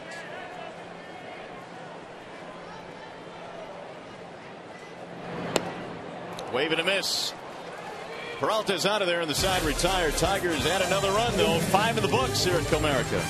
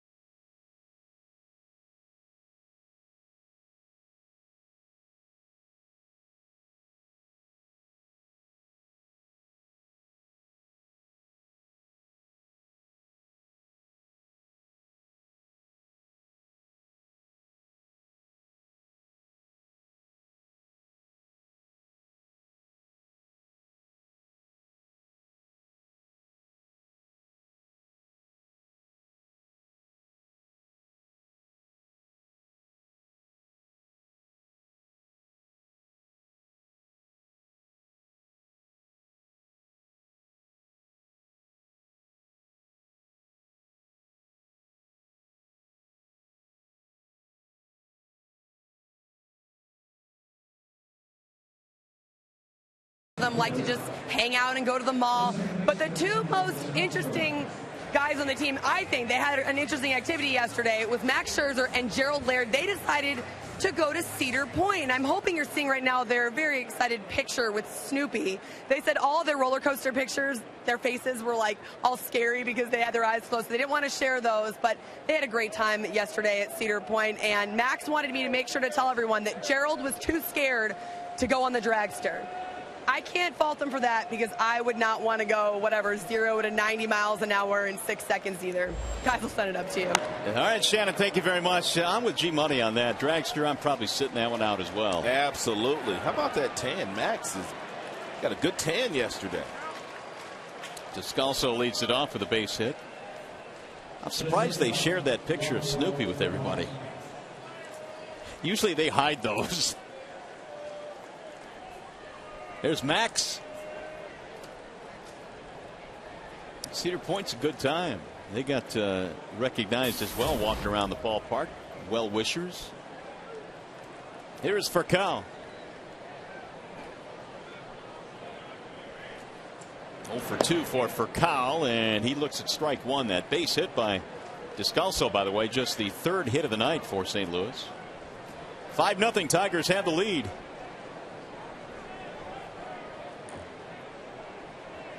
Fly ball ground out for Furcal. Little chopper hit slowly to the right side. Fielder has it. Tough play. Verlander covers for the out. Prince trying to turn that body around and get enough on it. If Prince could do this all over again, and it wouldn't be as close a play, he would simply throw the ball overhand, more conventional way, because when you flip underneath, you can't get enough on it. And Furcal, with his speed, he was almost safe. Verlander goes to the bag, and right about now, he's got to be thinking about throwing the ball overhand. They did get the out, but barely. Advance the runner to second base. Just got him.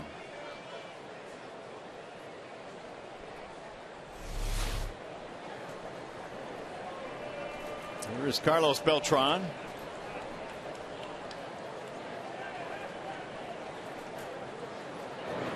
And he looks at strike one. For the second consecutive year, the St. Louis Cardinals have signed a free agent that was on probably the backside of their careers. Last year it was Lance Berkman.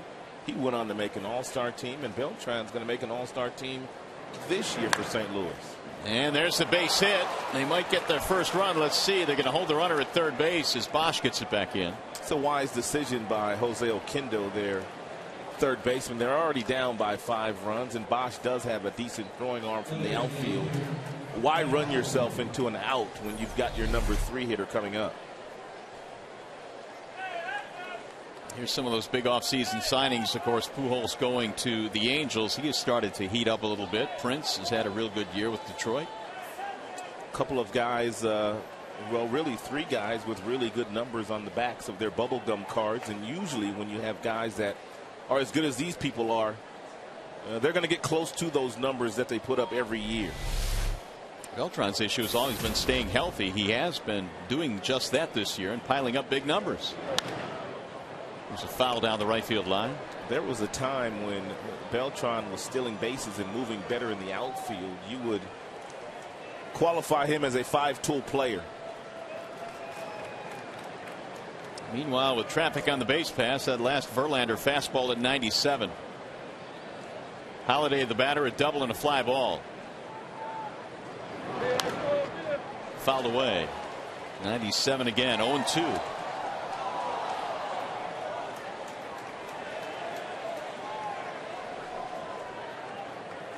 Verlander, one of the few pitchers in the game that can throw you one fastball at 93 and then get all the way up to triple digits on the next fastball.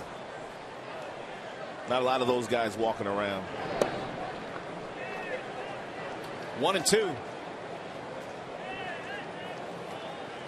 Verlander won his 6th of the season, giving up just 2 runs in 8 innings at Wrigley Field in his last outing. They have Descalso and Beltran aboard. Rolled foul.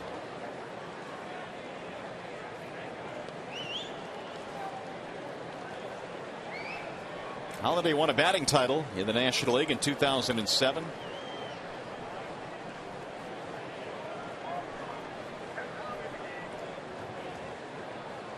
Also finished second in the MVP voting behind Jimmy Rollins. And the 1-2. We just got a piece of that one, barely staying alive. Verlander not necessarily looking for a strikeout here from Holiday. But he had him fooled. He had him out in front. He's trying to get that ground ball to get a double play to get himself out of the 6th inning.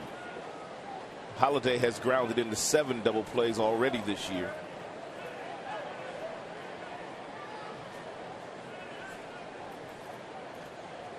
There goes the runner from first, and a bouncing ball to fielder. Bobbles it. Verlander will cover. He'll get the out, and Descalso will score a run. Well, we have a chance now. Back to the studio we go. Game break with John Keating.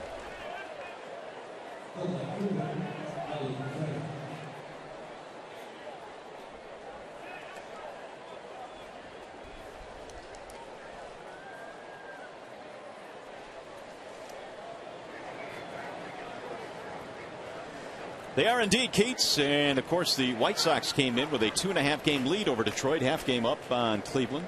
Keats is rolling out on the next road trip with us. Did you know that? Oh, that's right, he is. You think he's going to be able to hang for 11 days out there with us? No question. Keats is tough. Here's Craig. There's a strike 0-1 on Alan Craig.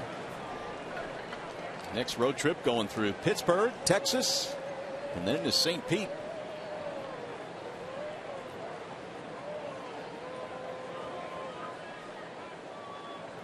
Here's the 0-1.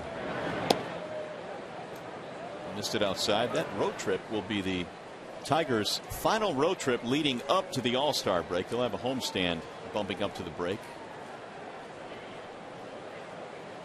Interleague play starting to wind down. Only 2 more series in interleague play for Detroit.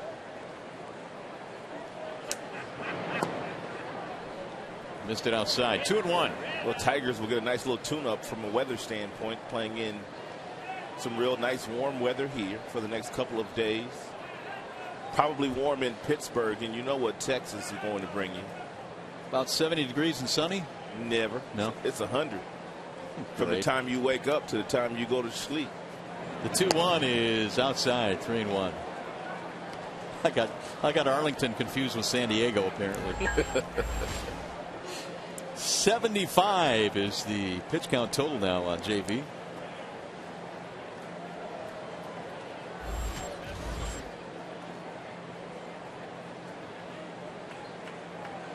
The 3-1 pitch is outside. You lost him.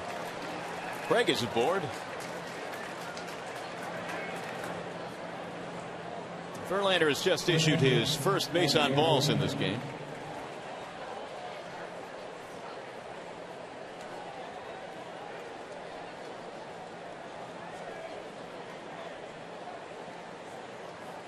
Let's check out the Bernstein advantage on Yadier Molina. Get the Bernstein advantage. We go to bat for you. The career best season for Yadier Molina.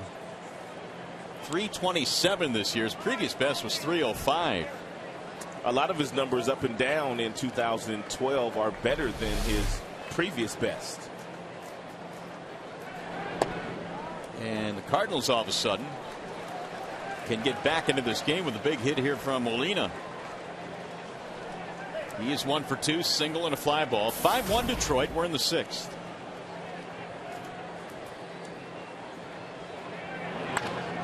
Line foul down the right field line. So it's 0-2.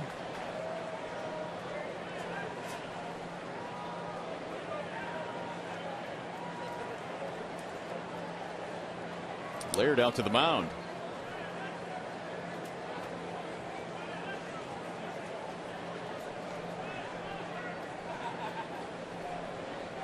Got himself a foul ball, and his night is made.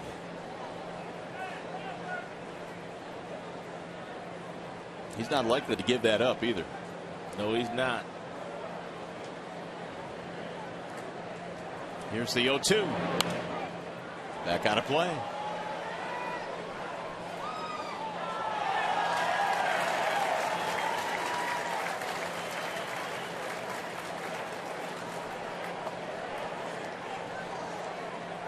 Verlander has gone 95 or higher 7 times in this inning alone, which equals the amount of times he did the rest of the game. Shot in the air to center, right at Jackson, who comes down to make the play, and the inning is over. They will settle for 1 run and strand 2. Here comes the bottom of the 6th.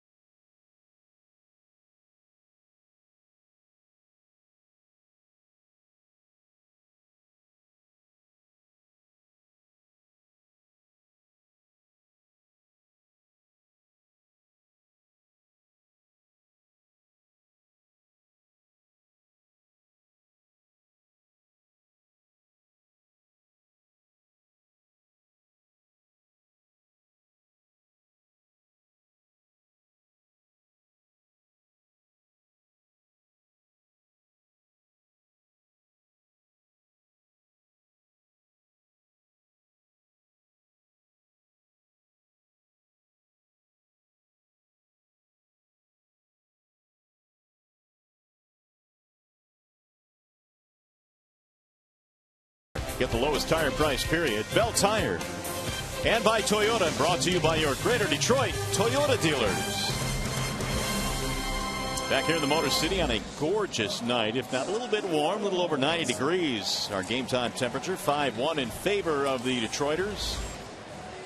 And as we go to the bottom of the 6th inning, Wallside Windows pitching change. Sam Freeman will come on for the Cardinals. Freeman is now pitching in his 8th game. The earned run average a shade over 5.5, which means he's usually one of those guys that comes in long relief when the starter hasn't gone as deep as the manager would have liked for them to go. But the opponent's batting average really not that bad against him, 217. Hey, by the way, just a reminder as you enjoy a cold one to look forward to Miller Time later in tonight's game, brought to you by Miller Lite.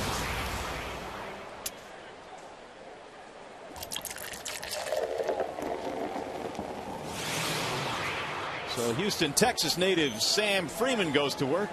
Freeman started the season in Double-A, pitched 15 games there, had a sub-2 ERA. He spent 6 days in Triple-A before getting his opportunity in the major leagues. And he will face Santiago. It's a strike called on Ramon. Laird will follow, and then Jackson.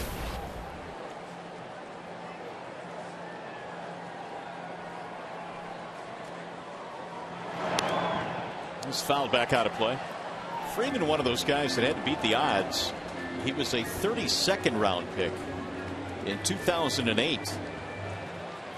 Worked his way up the ladder. Pitched around an injury, had Tommy John surgery in 2010. There's the 0-2. Look out to hit him. Santiago is drilled, and down he goes. Here comes Kevin Rand. That one came in at 95 and drilled him.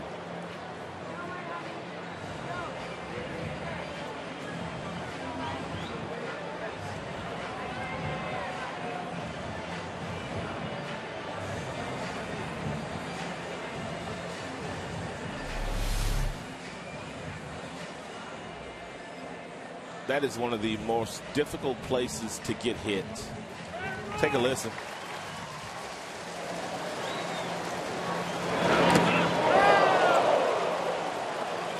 Right above your elbow on your tricep. I mean, there's just that one area, if you get hit right above the elbow, where your entire, from the elbow down to your fingertips, goes numb momentarily. Leadoff man on. That'll bring up Gerald Laird. Freeman is not a very big guy, but he's got a mid-90s fastball.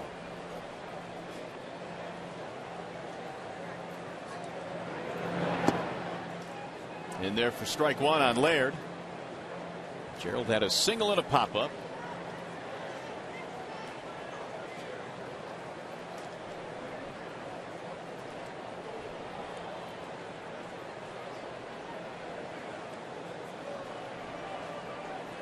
He's got a birthday coming up soon.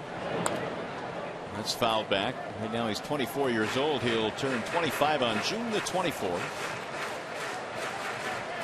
Replacing Lance Lynn, who went 5 innings in tonight's game, gave up 9 hits, 5 runs to the Tigers. He looks all of 18.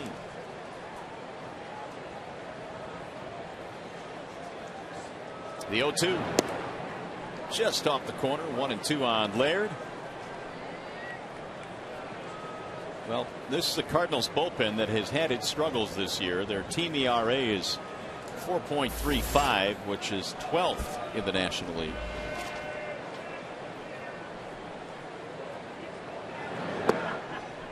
Two and 2 the count.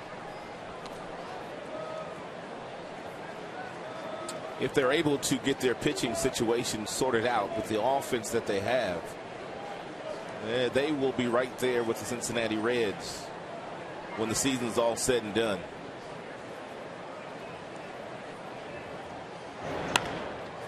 In the air to right field. Straight at Beltran. 1 out. There's that trivia question again. We asked you this a little bit earlier this evening. You had a chance to think about it. Which Cardinal made the last out in the 1968 World Series? Familiar name, Tim McCarver. Made that final out.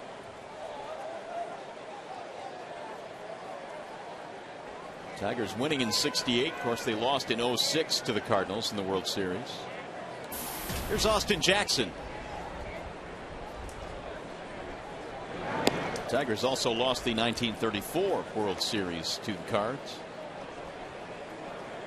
A little gas house gang in St. Louis. Jackson doubled in 2 back in the second.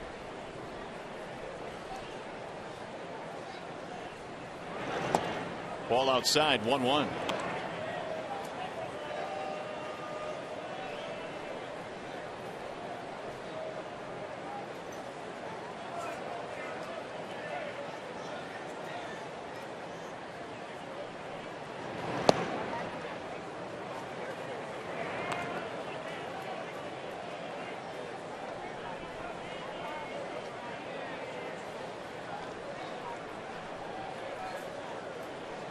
Jackson now with 29 RBIs.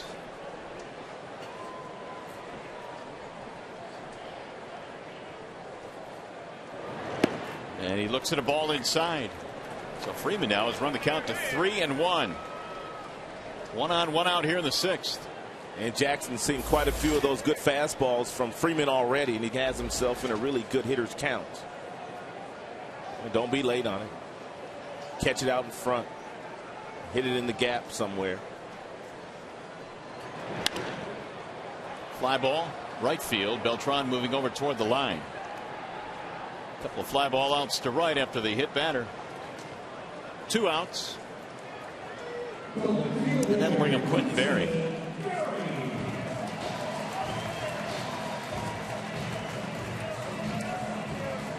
Berry is 1 for 3, single plus an RBI. Average at 333 right now.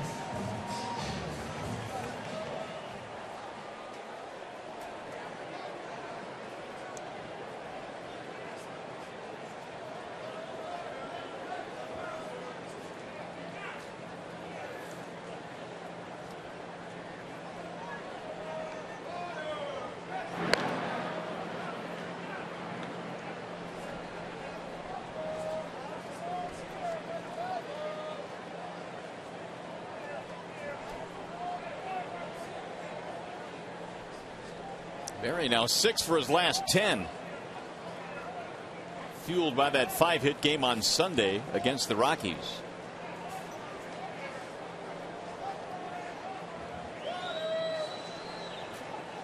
And with Berry in left and Jackson in center, not a whole lot is going to get by that duo.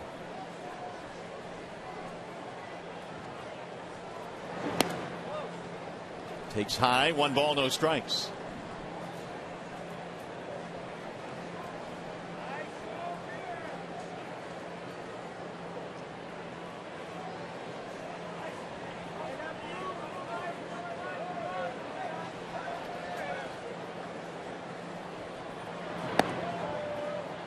But outside, make it 2-0 on Quentin. And Freeman is staring at Cabrera waiting on deck.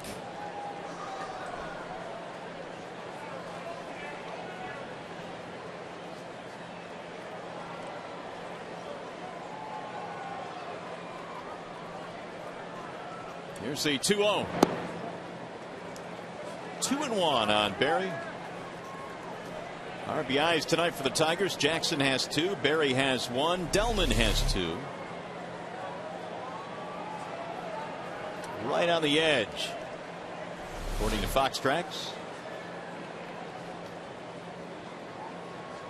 The 2-1 pitch. Line to right field, base hit. Santiago hits the bag at second. Here he comes to third. He'll get in there standing up, and the second hit of the night for Quentin Berry. That is now 7 hits for Quentin in the last 2 games the Tigers have played. It's a 90-mile-per-hour fastball that he's able to get out in front of and hit a seed to right field.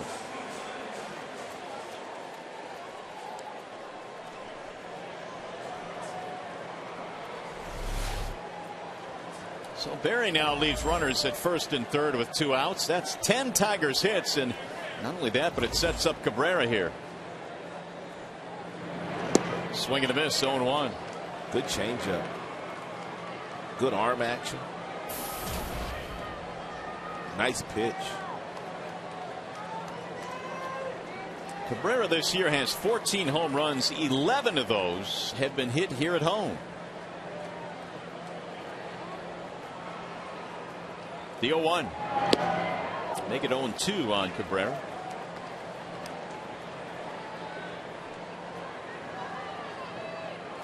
Tigers tonight have out hit the Cardinals 10-4. They lead 5-1. And Victor Marte still tuning up in their bullpen.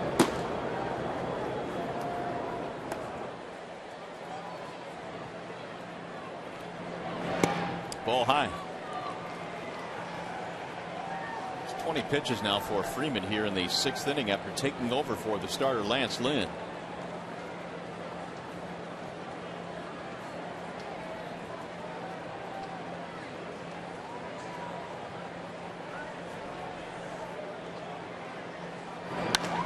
There's a line drive, base hit to right. That'll be another RBI for Cabrera. Berry takes the turn. He'll stop at second. And Miguel has an RBI single.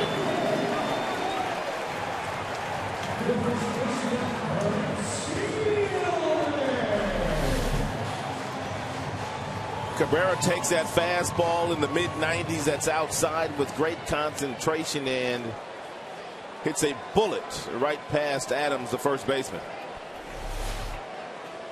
So the Tigers offense continues its roll. 11 hits in this ball game tonight. They now lead by 5. And Cabrera continues to do what he does best, going up the middle or the other way. Fielder fouls it back 0-1. Miggy almost has twice as many hits to right field as he does to left field. And that's how you hit 344 and win a batting title. Cabrera now 55 driven in. You didn't think anybody would catch Hamilton this year, but Hamilton's kind of slowed down a little bit. And Cabrera's right on his tail. Hamilton missed the last couple of games with a stomach virus. It's chopped slowly and fouled down the first base line. 0-2. Prince Fielder with a strikeout, or make it a ground out rather, and a fly out. 0 for 2. He's also walked. Cabrera chipping in with a 2-out RBI single.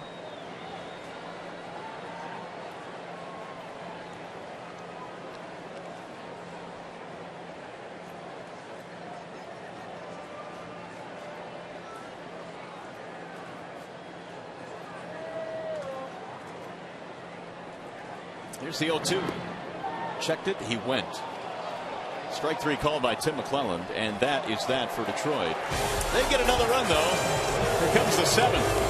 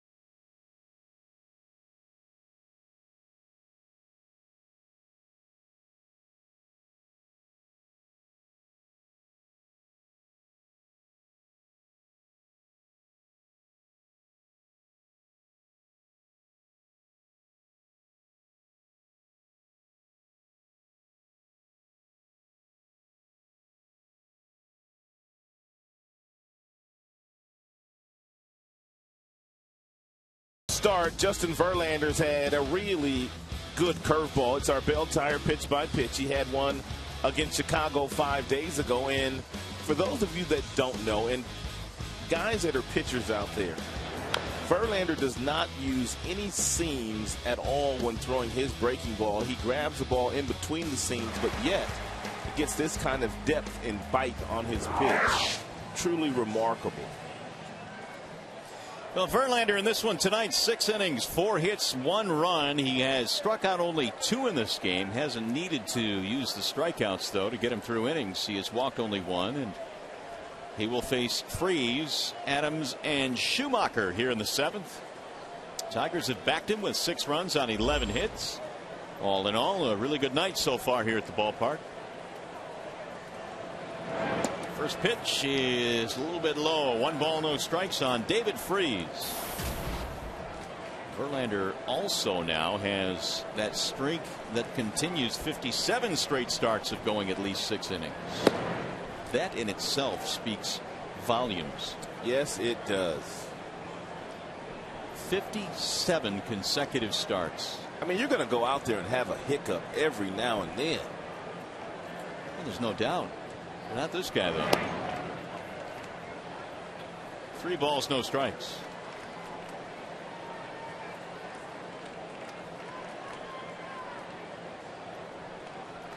Freese, a ground out and a strikeout in this game. The 3-0 pitch.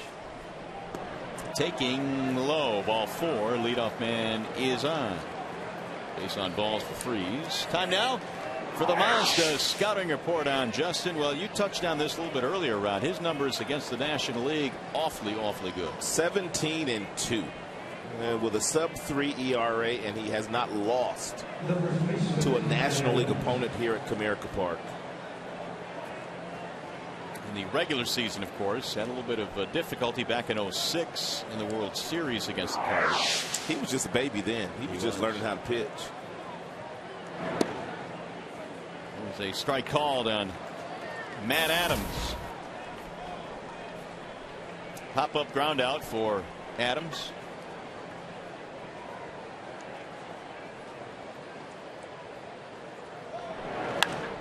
High pop-up. Left side of the infield. Peralta barely to the grass. So make Adams 0 for 3. One gone.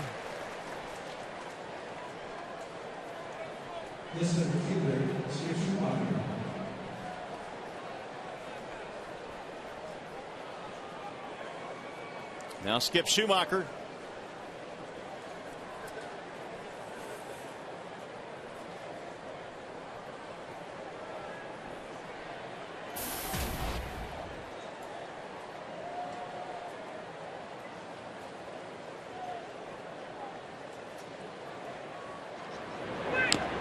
I know we talk about this a lot, and Verlander tonight has only a couple of walks, but for a guy that throws as hard as he does, his walk total is 25 this year and well over 100 innings of work. He pitched 8 innings 5 days ago against the Cubs and threw 103 pitches, did not walk a batter in that game. 87 total right now as Jeff Jones keeps track. On the clicker. The 0-1 is swung out and missed. 0-2 on Schumacher. JV has gotten all the way up to 99 here tonight, and he's gone as low as 74. Those readings are courtesy of Xfinity, sponsored by Comcast.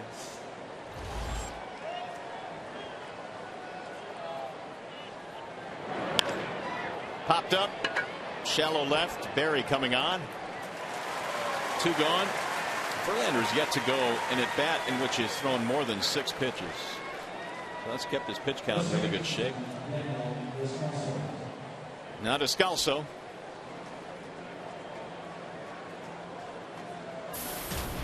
Night and day really from that start in Cincinnati when those guys were just fouling off pitch after pitch after pitch. They sure were. And then he kind of straightened that out in Chicago. Same story here tonight. Some outs earlier in the count. Descalso lines one to right, base hit.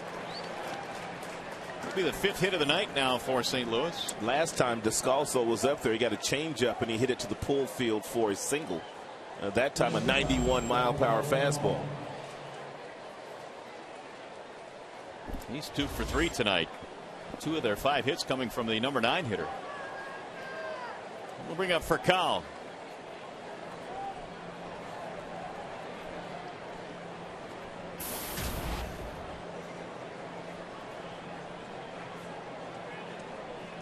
Two for his last 35 with his 0 for 3 tonight.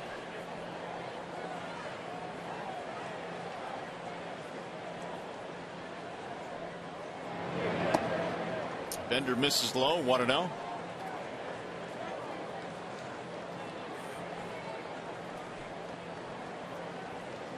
Furcal became the 6th different opening day shortstop in the last 6 years for the St. Louis Cardinals. Veteran player. And that's in for a strike, 1-1. Atlanta, Dodgers, and now St. Louis.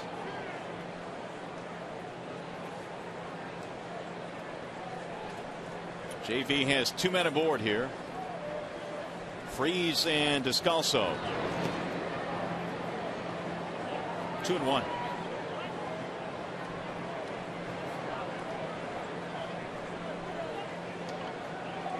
Cardinals really haven't had too many in scoring position tonight, not compared to the Tigers.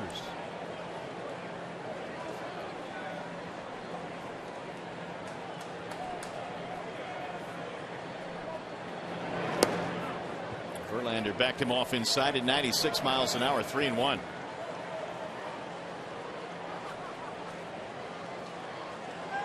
JV came in tonight with a 1.77 ERA at home this year.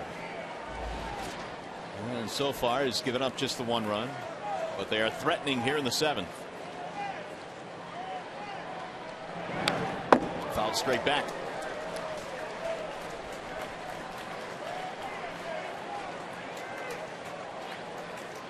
G. Lamont heading to the telephone. We'll get in touch with the bullpen.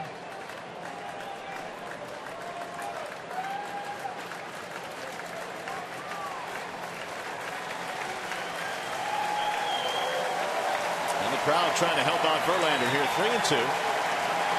Runners will be going. Verlander bluffing.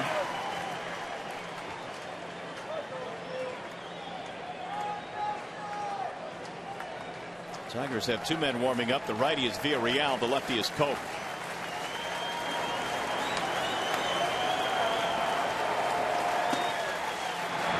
And he walked him. So Furcal gets the base on balls. That's going to load him up.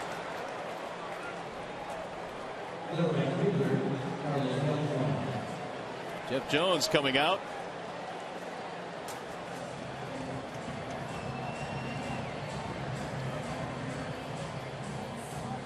Well, as they talk it over on the hill, we remind you to join us tomorrow night for more baseball as interleague play continues. The Tigers hosting the St. Louis Cardinals. Coverage begins at 6:30 with Tigers Live. Tigers baseball tomorrow at 6:30 right here on Fox Sports Detroit. And in that contest tomorrow evening, you'll see Rick Porcello looking for his 5th win, and Jake Westbrook will go for the Cardinals. Jeff Jones has had his say. Westbrook, he's just got nailed in the face. Oh, he's dishing it back now. Former Cleveland Indian and the ground ball specialist. So they're loaded up now. Here is Beltran. Cardinals trying to climb back into this one. 6-1 is our score. Apparently that was Chris Carpenter who delivered the first blow to Jake Westbrook. Dangerous situation here with Beltran. He is 1 for 3. 48 RBIs this year. And he lines one to left field. Barry is on the run. Still going back. Runs it down and drops it on the warning track. 2 runs will score. Barry got to the ball and couldn't hang on. And now it's 6-3. And a much different ball game.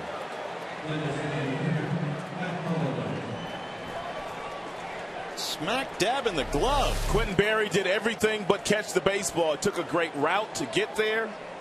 Hit him right in the glove and dropped right to the ground. E7 on that play. Beltran gets no RBIs, and it's 6-3. It's going to bring up Holiday. And he all of a sudden becomes the tying run at the plate. 1 ball and no strikes.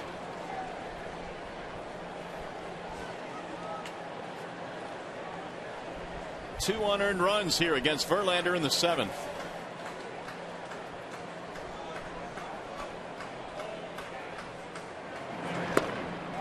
Fastball is high. That one at 98 miles an hour. Now it's 2-0.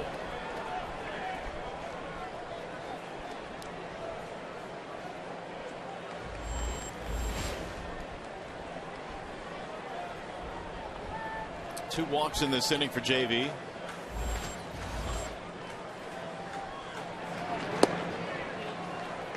Now it's 3 balls and no strikes. The last 2 innings, his most stressful tonight against the Cardinals. He needed 20 pitches to get out of the 6th, and he's already thrown 21 here in the 7th.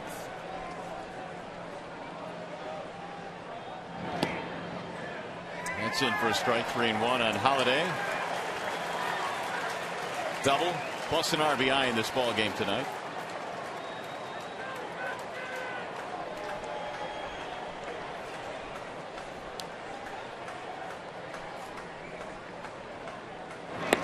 And he walked him. Boy, that's going to load the bases now. 100-mile-an-hour fastball that missed. All of a sudden, JV with 3 walks in this inning alone, and Jim Leyland not feeling as comfortable as he was about 15 minutes ago. He wants Jeff Jones to check and see if they are ready down there, which they are.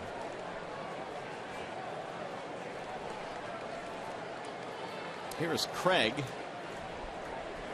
He is the 8th man at bat in the inning. Villarreal and Koch again are the 2 bullpen men warming up.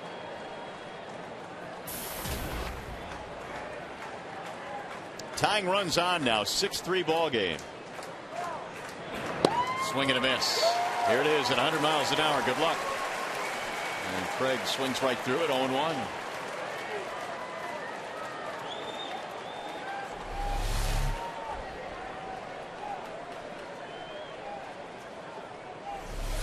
4 walks for Verlander, all in the last 2 innings.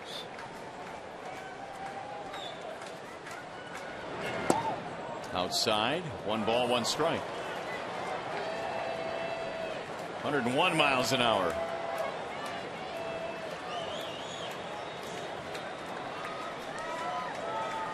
For Kyle, Beltran, and Holiday, your base runners.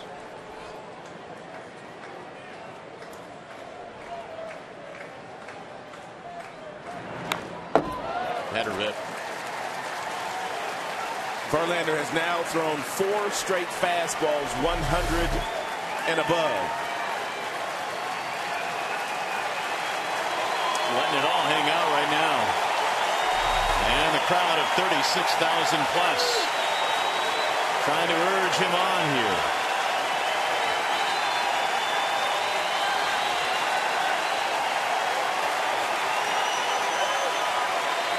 Here's the 1-2. Breaking ball wouldn't bite. 2 balls, 2 strikes.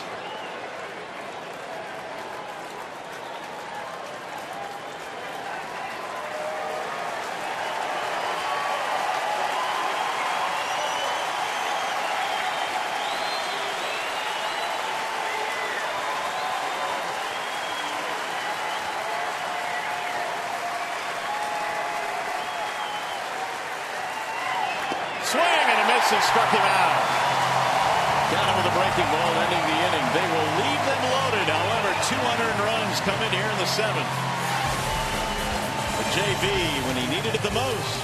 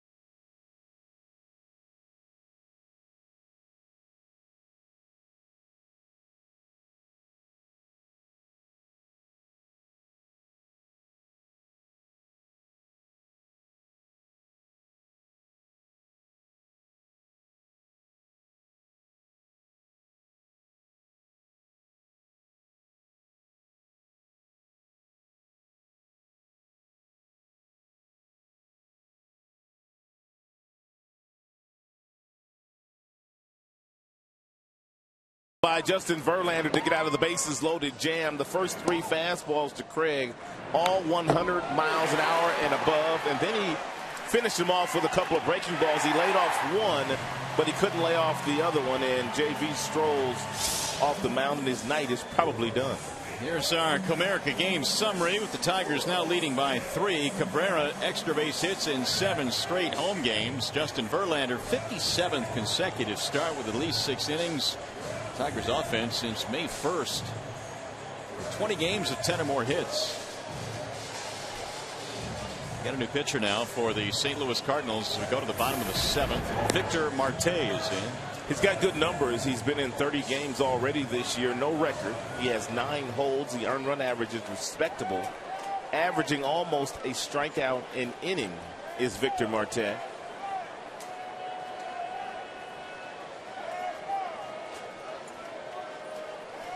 So the 31-year-old out of the Dominican Republic will face Delman Young, then Brennan Bosch and Johnny Peralta. Home half of the 7th inning. Tigers lead by 3. They have 11 hits. Verlander has given up 3 runs in this game, but only one of them was earned. And Delman looks at strike one. 94 in that last pitch from Victor Marte. He was a closer last year in Memphis. He had 31 saves in their AAA affiliate. Ground ball slowly towards second. Scalzo gobbles it up, and Delman is out. One gone. He's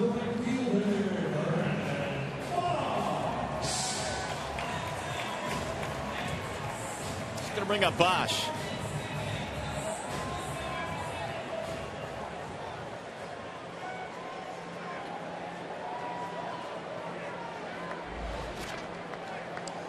Quentin Berry's there. Open the door for the Cardinals, allowing them to get a couple of runs.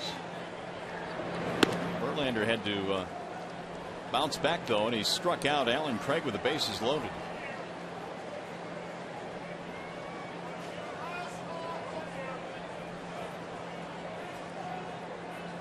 One ball, no strikes on Bosch. 1-1 the count. Bosch a single in 3 at-bats.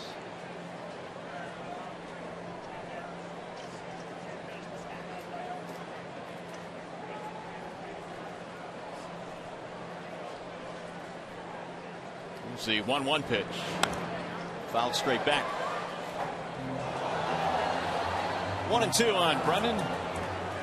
Came in 0 for 12 on the homestand, but had a base hit his first at bat as Jeff Jones and Verlander talk about JB's latest start.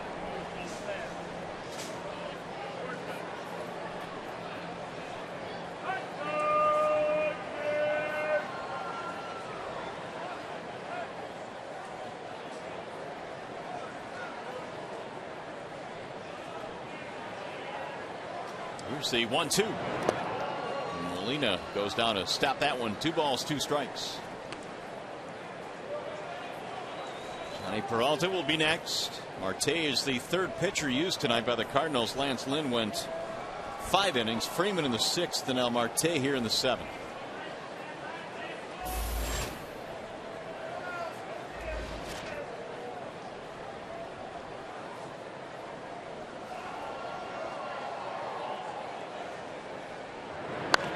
Grounded foul.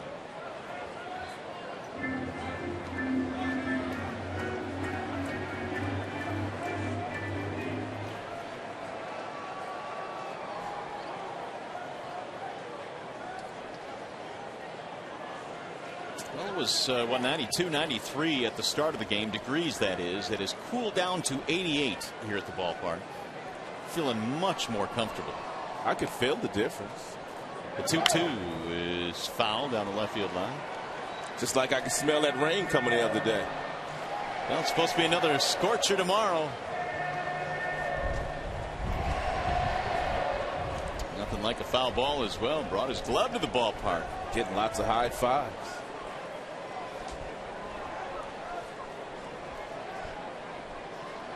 Two and two on Bosch.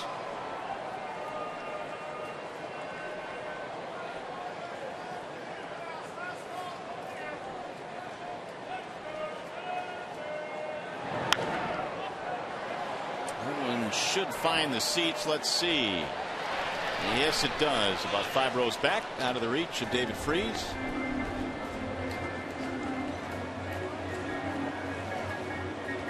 Bosch is all banged up. He's got dirt all over the uniform. His pants are ripped.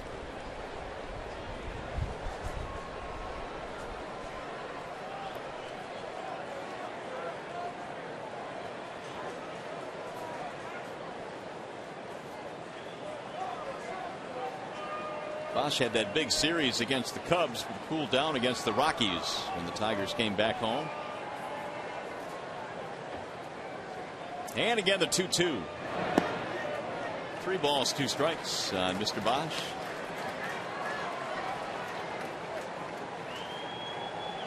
Marte listed at 6'2", 255. Dominican born.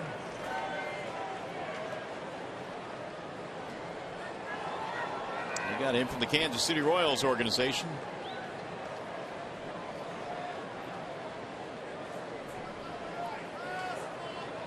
And the 3-2. He walked him. Bosch works a base on balls.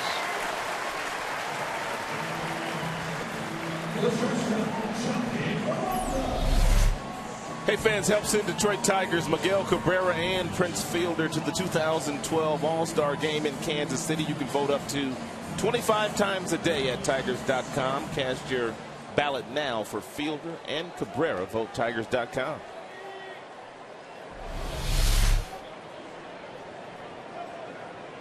Now Peralta.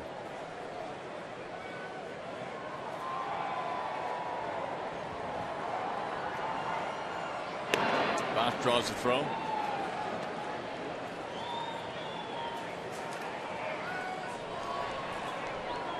Johnny tonight singled in the first, or make it the second inning, and scored a run. The Tigers got 3 big ones in the second.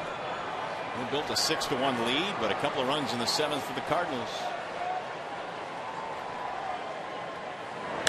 Right back to the pitcher, knocked down by Marte.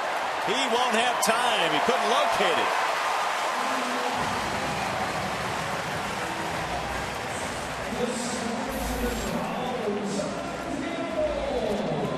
There's a trainer coming out and he's saying, I'm all right. Marte looked everywhere but right in front of him, and that's where the baseball was. Look back, look up, look down, and then when he finally got to it, couldn't make a play.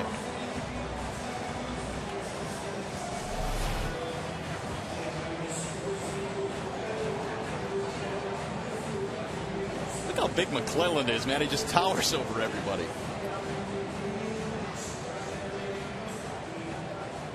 Big Tim McClellan. He has had a long, storied career. So here's Santiago. The players consider McClellan as one of the best balls and strikes calling umpires in the game. Here is Santiago. A little bit outside. 1 ball, no strikes. Look at the bottom of the Tigers lineup the last 4 games. This includes tonight as well. 327, not bad. 6 runs scored. Chance to do more damage here.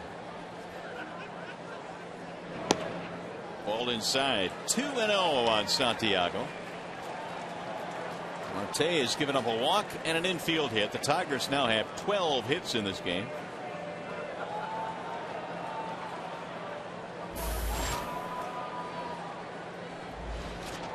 Laird waiting on deck.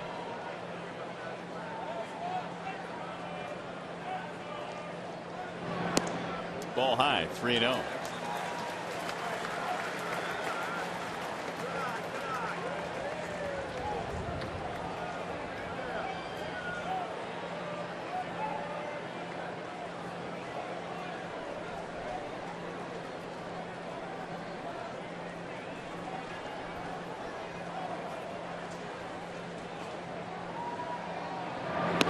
And he lost him. So Marte's struggles continue. That's his 2nd walk in the inning.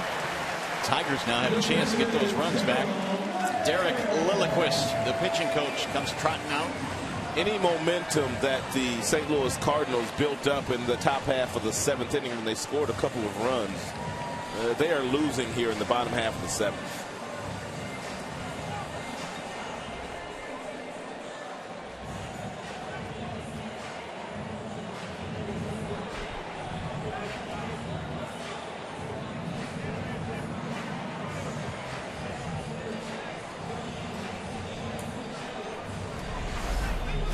Flashback to April 21st right here at this ballpark. The longtime manager, Tony La Russa, who managed the world champion St. Louis Cardinals and delivered Dotel and Gerald Laird's World Series rings to them on that day. It's a nice gesture by Tony. Laird now with a chance to do some damage against his former mates. Ball 1 outside. It's the 2nd time that Gerald Laird has been at the dish today with the bases loaded, less than 2 outs. He was not successful his first time up.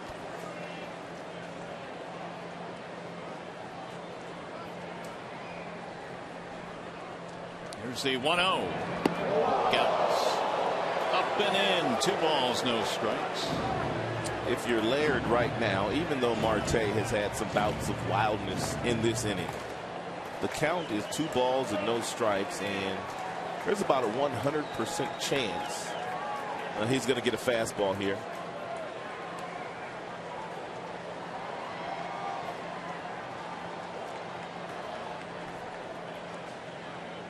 Here's the 2-0. He took it.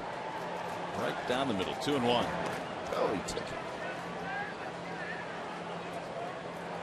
Those are the pitches that you just become unglued on. You have to. I mean, regardless of the walks. I mean, it's 2-0. I mean, you know you're going to get a fastball right down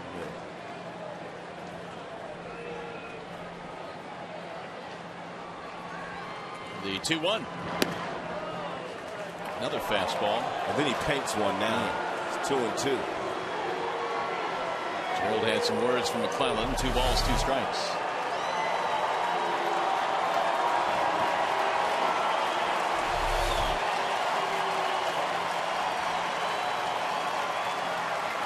Bases loaded with Tigers. Couple of walks and an infield hit.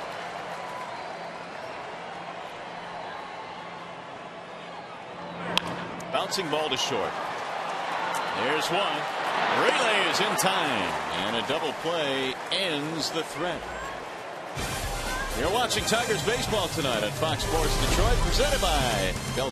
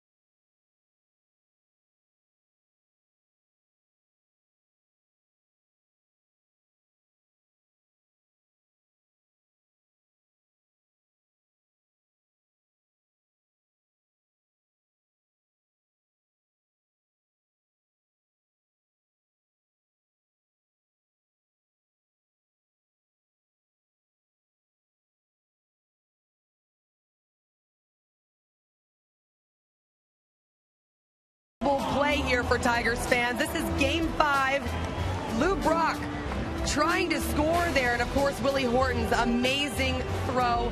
And I'm actually lucky enough to have a friend here, John, who's from Detroit, and you were actually there at that very game with your brother. Describe the atmosphere and the energy that was there. It was like one big party there at that game, and for the whole World Series, the whole city was caught up into it. And I was lucky enough to be there to see the play that turned the World Series around. Does it bring back memories seeing the Tigers and the Cardinals here? Yes, that's why I'm here, because of that. Now, you guys, I had to let you know, I talked to Willie Horton before the game, and he told me that he remembers that play like it was yesterday, and it is still one of the most memorable plays of his career. Mario and Rod? Yeah, Shannon, thank you. And I'm sure Willie Horton will never, ever forget that throw that he made to get Lou Brock. Of course, the Tigers won that series 4-3, and Mr. Horton has a statue out here at the ballpark. Yes, he does. Joaquin Benoit is the new pitcher now for Detroit. 43 strikeouts for Joaquin in just 30 2/3 innings pitched this year. He has walked 13, but for about a month now, he has been sensational out of that Tigers bullpen. Yadier Molina leads it off. Molina, Freeze, and Adams here in the 8th. 6-3 Detroit. Ground ball back up the middle. Johnny Smothers from his knees. Throws him out of the pit by Prince. That's a real nice play. Looked like Johnny was having a difficult time of getting back to his feet, and he said, wait, I can't get up, so just let me flip it from where I'm at. And he got some help from the Prince on the other side. And this is the Molina brother that can actually run.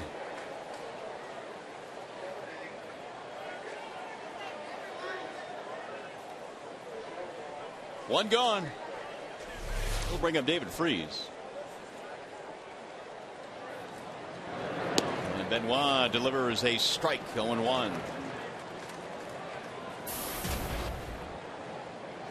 Last 20 appearances for Joaquin, an ERA of 0.89. That's dealing.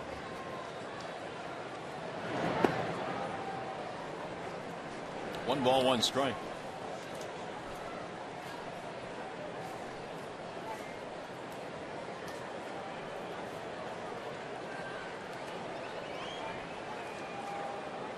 Trying to keep it here. It is 6-3 in favor of Detroit. And eventually turn things over to his cohort, Papa Grande. 1-2 on Freeze. Walked, scored a run in the 7th. He has pitched in 10 of the Tigers' last 12 wins.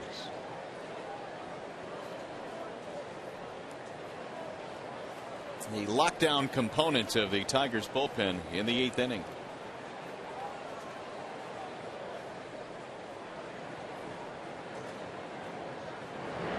Swing and a miss. Another strikeout for Benoit. Going back to that Willie Horton throwing out Lou Brock story. As recently as a couple of weeks ago, here's what Lou Brock had to say about that play. I still call myself safe, although the umpire said I was out.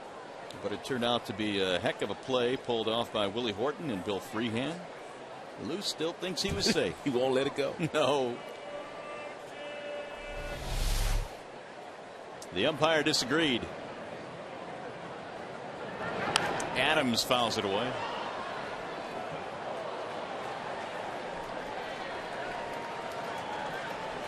There's the still photo of the play at the plate.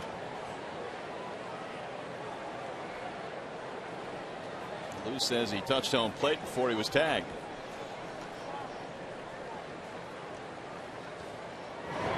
Ball outside. 1 ball, 1 strike.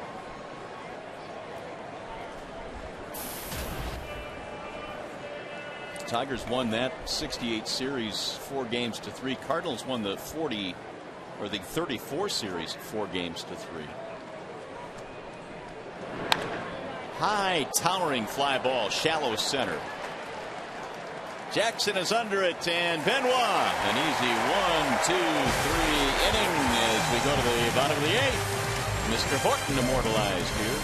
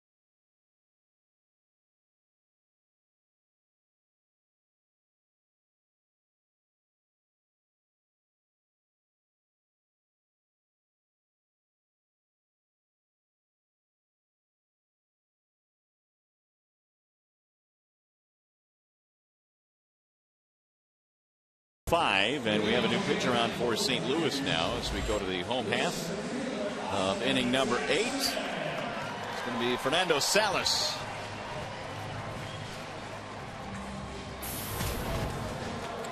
Salas has not won a game this year. He's lost 3. He is averaging over a strikeout an inning this year out of that bullpen for the St. Louis Cardinals. Only surrendered 1 home run in the 23 games he's been in. Salas, a native of Mexico.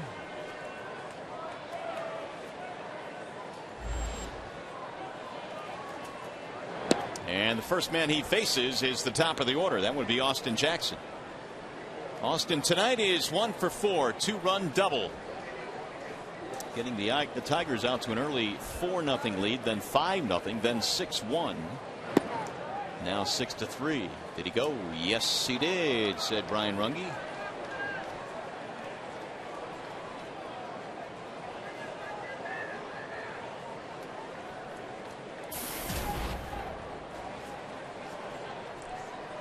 Jackson now at 322.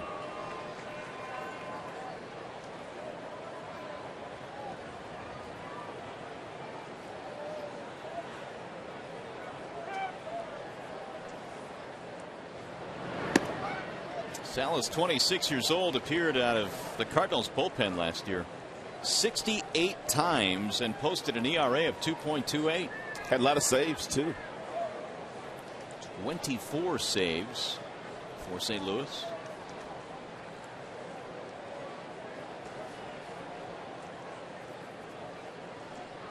He's ahead 1-2.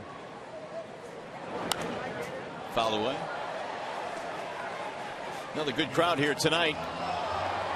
36,733 packing into Comerica Park to watch Justin Verlander. And the Tigers, of course, who have begun to turn things around, winning 3 straight series. They lead here tonight. That'll bounce in. 2 balls, 2 strikes.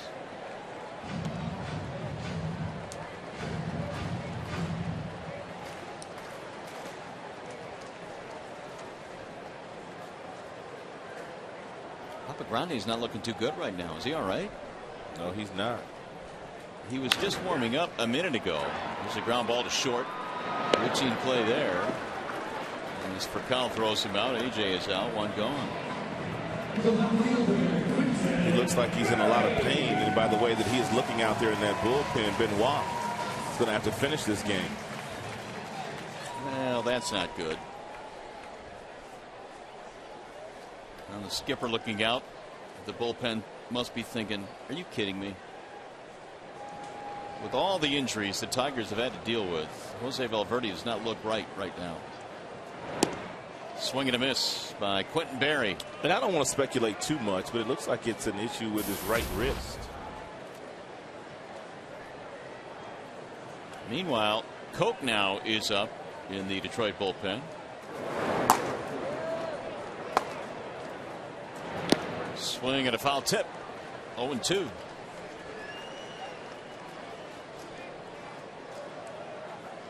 Benoit threw 9 pitches in the 8th inning.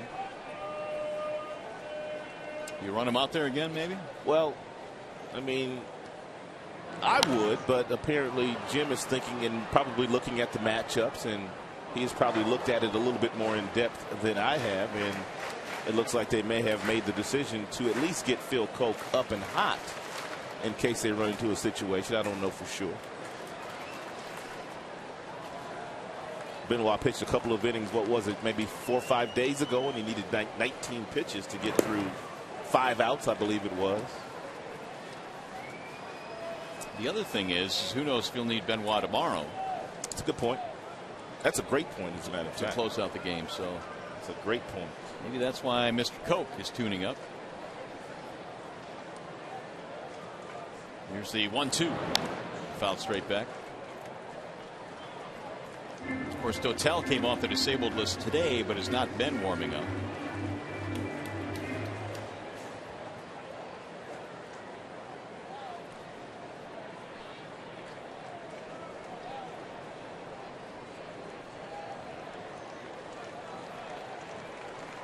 Here's the 1-2. Swing and a miss. And Barry is out of there. 2 gone.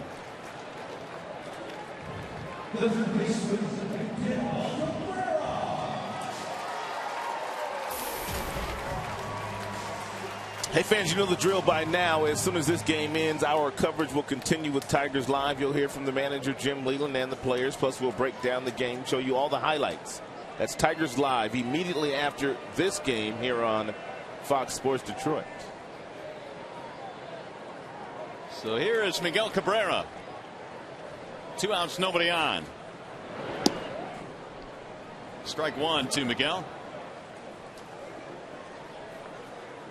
The due-ups in the 9th inning for St. Louis are Schumacher, Descalso, and Furcal. 8-9-1. Ooh, fouled off the mask of Molina.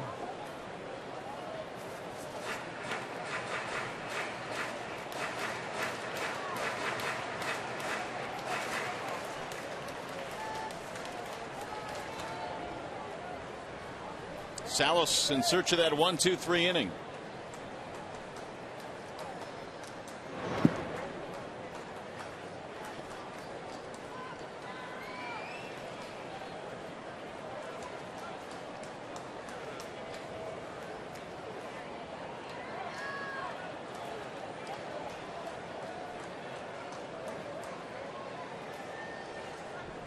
And the 1-2. Ground ball to third, deep behind the bag. Freeze has it. They'll throw out Cabrera. 1-2-3 innings. So as we go to the 9th inning, Benoit is done in a 6-3 game.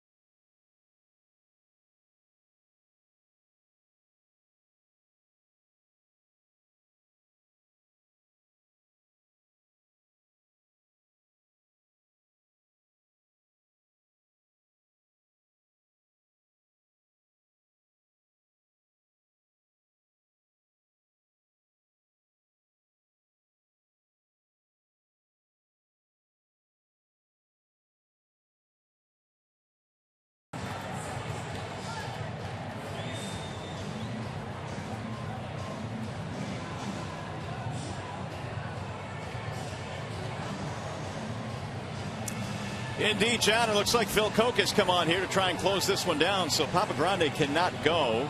And Benoit is going to be done after 9 pitches in case they need him for tomorrow's game. 6-3 is our score.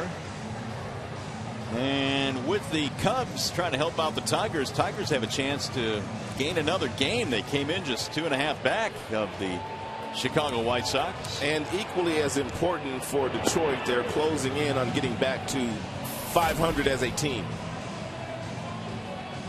Here are the numbers on Phil Koch. And Tigers bullpen in the last 8 games has had a 1.71 ERA, and Phil Koch obviously is part of that.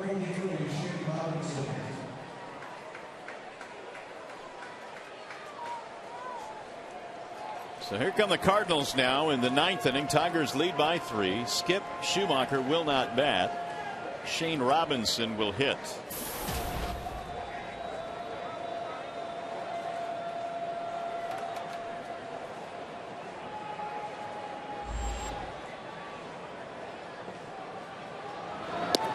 And Koch delivers a strike.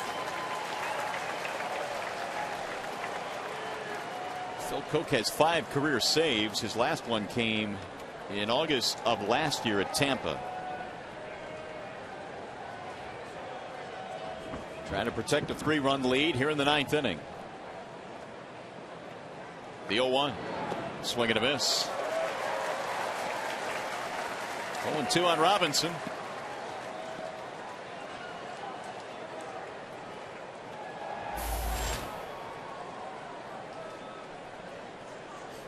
Tyler Green has moved to the on-deck circle in place of Descalso. Mike Matheny going to his bench here in the 9th. The 0-2. Drilled foul.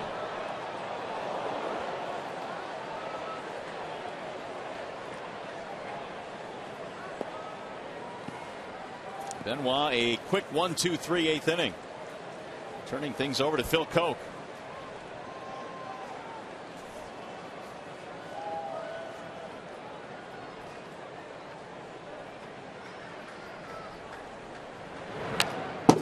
Robinson stays alive.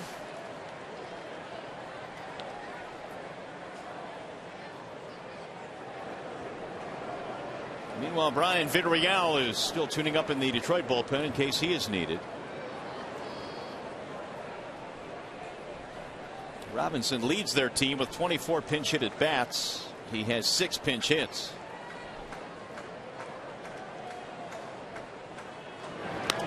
And he fouls off another. We were talking about that a few days ago when we were in Chicago. Reed Johnson, who played some outfield for Chicago, also had a lot of pinch hit appearances.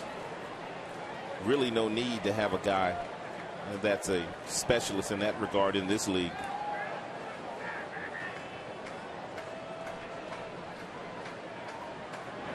Swing and a miss. Down he goes. Robinson is out of there. 1 gone.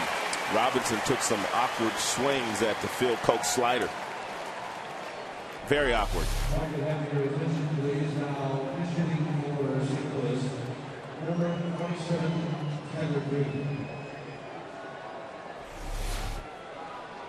So the next pinch hitter rolls in. Tyler Green steps up.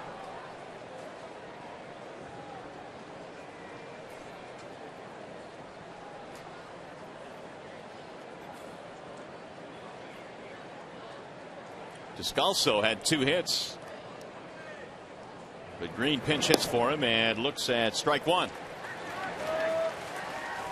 Phil this year has pitched well, especially at home, in 17 appearances at home. His ERA is 1.93. Stepping in for Papa Grande here in the 9th inning, who apparently injured himself warming up. Now the 0-1. Ground ball to second. Santiago scoots to his right. 2 gone. Tigers fans want to make sure they stay tuned for Tigers Live after this one. I'm sure that there will be some kind of report out of the Tigers clubhouse on Valverde's latest issues. In the meantime, 1 more out to get. As Furcal stands in. Tigers fans on their feet. Furcal walked in his last at bat.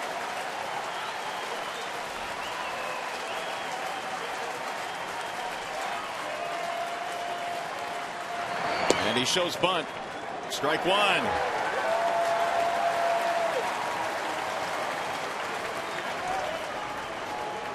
Six runs, 12 hits tonight for Detroit. 3 runs, 5 hits for St. Louis. Verlander gave up 3 runs, only 1 earned. Checked it. Did it go? Negative.